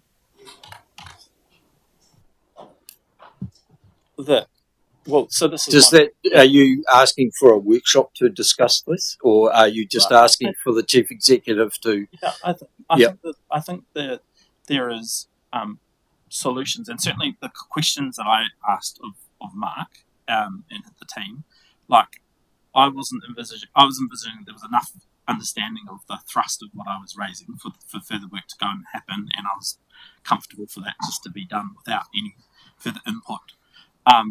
In terms of the issues that Councillor Tupou's raised, again, I just think there is some easy solutions to this. We don't need to and so they're not controversial things where I think that we can have confidence and faith in the team to go away, listen to the discussion. They've heard the discussion, and to try and find some wording and some outcomes that address the issues raised. Okay, all right. So, moved by Councillor Jennings that Council authorise the Chief Executive to make any editorial changes necessary in consultation with the Mayor prior to publication of the plan, noting the discussion and questions raised during the meeting of today. I'll second. Second. Thank you, Councillor Tupou. Second. Any further debate or discussion on that? Councillor Jennings. Yeah, so as a member, I just want to say, so in part, I think this is a little bit unfair to officers because I'm getting you to interpret some of the discussion today. But I think we can get to the outcome in the position we want to, where everybody is happy. But secondly, I think that there is enough discussion today to kind of see the direction of travel that everyone wants to go, where I just know we can find a solution, and I want to have trust and confidence in the team to be able to navigate these issues because they've demonstrated in the past that they can, and we, as a table, go, yeah, that's great. So that's where I sit. And I suppose I can commit to ensuring that the conversation, if there is any disagreement between the Chief Executive and the organisation and myself, that I can seek some guidance from the table in terms of following that. Comfortable with that resolution? If I'm honest, I would prefer that the outcome of that be brought back to this table because I don't feel like the environment's been created in which it would be safe for staff. So yeah, I think my preference would be that we do so the strategy has been adopted, but that we do the work, and if there were any changes, to come back to this table. There's I haven't timed the conversation, but there is clearly enough opinion around the table that I'm not sure whether the environment it's not a permissive environment for the Chief Executive to go and create those changes.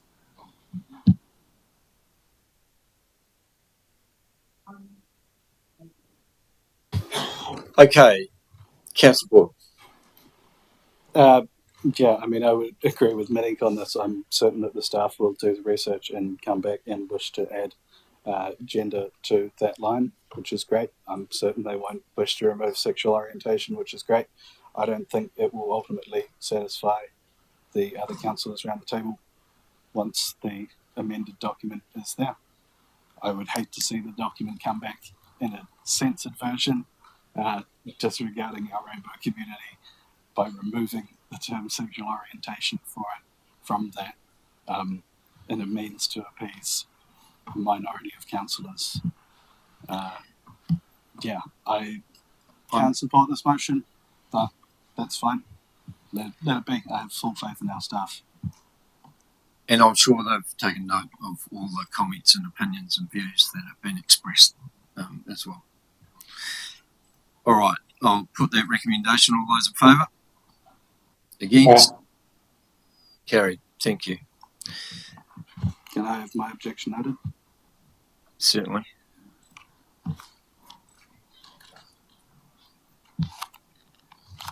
No. This is just to continue the conversation. All right. So I think we will call for an adjournment and have a break for 10 minutes. So we'll be due back at 4:20. Thank you. Mayor Bernie, I'm going to signal now that I'll be leaving at 5 o'clock. Okay. Thank you. Thank you.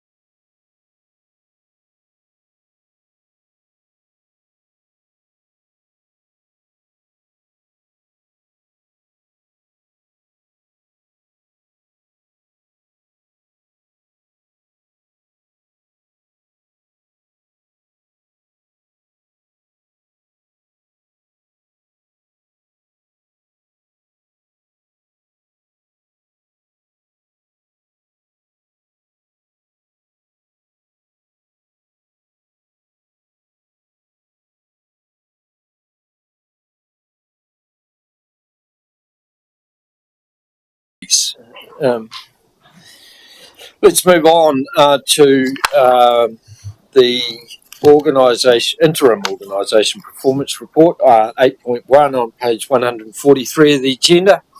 Can I move 2.1 and 2.2, the report be received, seconded by Deputy Mayor Allen. All those in favour?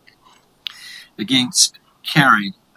Are there any questions relating to the organisation performance report from councillors?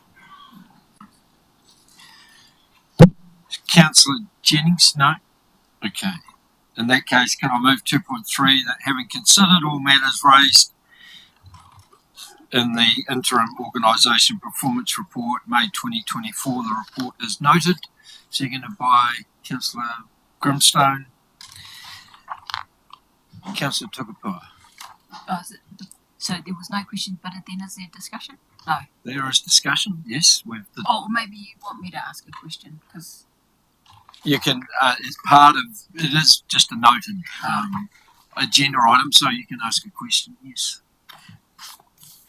Yeah, given that this is is in the financial piece, end of May, and we are now mid-June, this is the last month, couple of weeks left of the financial year, and I guess at that point there was still another 10 million to be utilised for CapEx in this last month.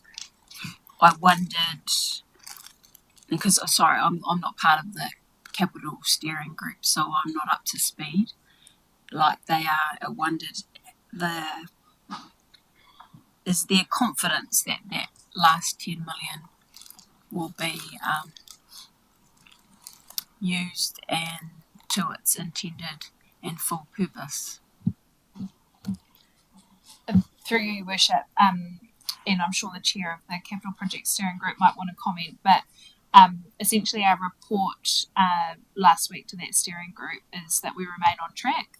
We think it will more land in about the $37 million space, and the rationale for that is it just depends on the timing of some of our Live in Town Centre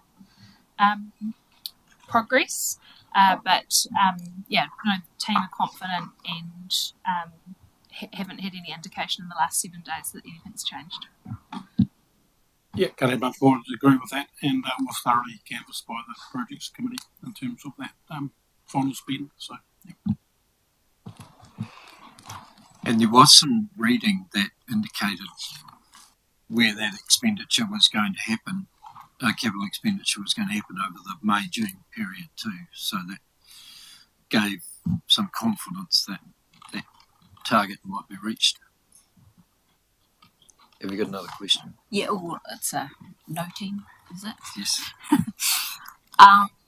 And that is there in that first paragraph on page 148 around the additional rates of the 1.1 million. And granted, it's going to offset the additional interest, but I guess that in some ways, because that's not the first time we've essentially overrated, and we use it at the end of the year to balance things out in a way. Effectively, that could happen again in this new come 1st of July and the LTP and those forecasts. We may see that because of the sale of the property or because of something else and how things shift, we may have rated too much. So I guess I'm just highlighting that. So if we're now, 16.6% and 1.1 million too much in this, or at this stage from May, is showing there is, and that's not the first time, there's potentially room. Now, I'm just flagging it because it's a thought that I think if 525,000 or 620,000 is 1%, and we're at 1.1 in the current year, and we've seen similar figures in previous years, it does, I guess it gives room, but it means that perhaps we could have shifted a percent or continued with burn mode. Who knows? Just saying. Noting your point, Councillor Tukapoa, we'll make sure that we provide some advice on that in the report that comes to Council on the 26th of June around the adoption of the long-term plan. And my only comment would be we've budgeted to have a deficit of some significant amount of money, and this may well go towards actually reducing that deficit, which we're having to loan fund, to, you know, so that we start at zero again on the 1st of July. And so, yeah, it'll be interesting to see that response. Councillor Jennings. Thank you, Mr. Mayor. We're in discussion debate, really, essentially, aren't we? Or not? Yeah, we're basically still, yes. Some questions? The reports only to be noted, so okay. If you've got... Sweet. So I guess a couple of reflections and comments, and this comment might sound a bit ironic given the time we've spent on some of the things that we've discussed today, but this report is our opportunity to do good governance. And that's the reflection for me, is that, yes, there's a whole lot in this report that gives us really good assurance and insight into how we're tracking. But I guess that's been my reflection, is that as a table, we probably need to lean into this report more and demonstrate better governance in terms of what we're being told and what's contained in the report. And that's a self-reflection as well, in terms of we put the organisation to the expectation to go away and do a whole lot of reporting, put a whole lot of effort, countless hours into putting this report forward, and are we asking the right questions at the right time? And I'm going to just use 1 minute to celebrate something in here which I thought was awesome to read, and it was around the rebuilding of the Horowhenua District Council organisation as a priority and some of the performance matters improvements, because that does show we're on the right track, that the organisation's focus on that particular area of the business and improving the business is working. And I think that's really great. And so I wanted to use, as I say, the 30 seconds to celebrate that and say that is a particular good news story in terms of how we're tracking. But I guess that was just the reflection, is that we could do a better job as a table in terms of leaning into and having a dialogue around this report more. And I just leave that there. Couldn't agree more. Councillor Grimstone. One of the questions I'd raise, and it's on that same page that Councillor Jennings was referring to 154. Now, I've just got a question around the comment reads, considerable work has been undertaken on the accuracy of our annual leave reporting, and then tracks to our annual leave liability is tracking up to 29,986 hours. And I guess from a concern, what I'd be seeking is, are we going to continue to work on trying to see that reduce? Because under a number of organisations are looking at reducing the average FTE that is carried over as an accrual basis. So, I'm assuming that there's more work in this space to be done as an organisation to get that tracking down on a per FTE basis. Yeah, it's absolutely. It remains a focus for the organisation. It is an organisation KPI, and an example there's a number of examples of where our policy settings incentivise people to take annual leave, whether that be, people are only eligible for wellbeing leave if their annual leave is below a certain threshold, or the new leave policy, which requires staff member to take at least a 2-week bout of leave together. Probably the more the thing in terms of that sentence that you started with, Councillor Grimstone, around the considerable work has been undertaken on the accuracy of our annual leave reporting.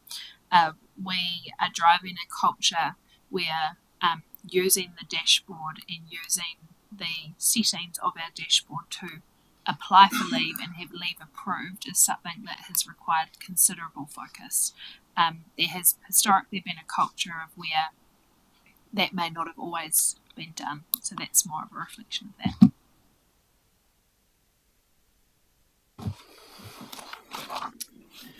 Okay. All those in favour of 2.3, please raise your hands. Against? Carried. Thank you. All right, moving to 8.2, the Council Resolution and Actions Monitoring Report. Move 2.1, 2.2. The report be received, seconded by Deputy Mayor Allen. All those in favour? Against? Carried.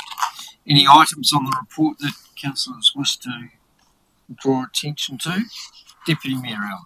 Look, just around the Windmill Trust and the MOU, that last paragraph about having a conversation over destination management, which is great because that was at the heart of their submission, I think, during the LTP, so where things are at with that. But I'm also particularly interested in whether the MOU is the right tool, because Councillor Brannigan and I had a discussion with them, and that was certainly one of the things that we invited them to consider. So just any commentary around those two matters would be good. Thank you. Through you, Your Worship, thank you, Deputy Mayor Allen. The lease is progressing, albeit very slowly. I think it's now to the point where we're talking around the terms and the amount of the lease in terms of the destination management piece. There's some internal conversations also regarding if an MOU is the right mechanism for that, and I know that our comms team and our destination management team are working with us around and with Judy on that one as well. There is a sense of buy-in from both parties. Yeah, as far as I know, it's there's been a lot of back and forward, and it hasn't been an easy process. But I think we're slowly getting there. I think also, Councillor Allen, just noting in terms of from a capacity perspective for us as an organisation, we currently don't have anyone in the destination management role. We held that role as a vacancy in order to achieve our operational savings. Obviously, once the long-term plan is adopted by Council, we're then clear on what our budget availability is, which will allow us to have the capacity to then actually lean into some of those conversations more vigorously.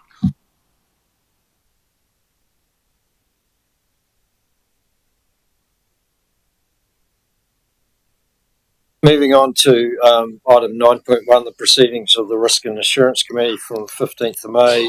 Move that this be received and noted. Seconded by Councillor Jennings. All those in favour? Any items that elected members wish to highlight or ask questions around? Councillor Jennings. Probably just profile, Mr. Mayor, the ongoing discussion which you've initiated and are still considering around what role, if any, does that committee have to play in the finance space? How could we, as governance table, lean more into that finance context and make sure that we're looking at through the right lenses, and that conversation's ongoing, and that we're still assessing in light of the Office of the Auditor General's advice around whether finance should sit with a Risk and Assurance Committee. So just to acknowledge that there's further discussion, further analysis happening there. Thank you. And I suppose that conversation will have something to do with the organisation performance report and how we present that as well, probably. But as I say, further conversations to be had. Okay, 9.2, the proceedings of the Community Wellbeing Committee from the 22nd of May. Move that these be received and receive the minutes. I'll move. Happy to second. Deputy Mayor Allen. All those in favour? Against? Carried. Again, any items in those minutes that councillors wish to highlight? Moving to 9.3, the proceedings of the Te Awaho Foxton Community Board from the 27th of May 2024. Move that these proceedings be received. Thank you, Deputy Mayor Allens, for seconding. All those in favour? And we have dealt with 9.4. So that brings us to the end of our open agenda. Can I therefore move for the exclusion of the public under the Local Government Official Information and Meetings Act 1987, that the public be excluded from the following parts of the proceedings of the meeting to consider C1, Levin Town Centre transformation, C2, property sale, C3, Kennedy Drive stormwater, C4, State Highway 1 and Tyne Street wastewater main, and C5, the Council Resolution and Actions Monitoring Report, June 2024. Seconded by Deputy Mayor Allen. All those in favour? Against?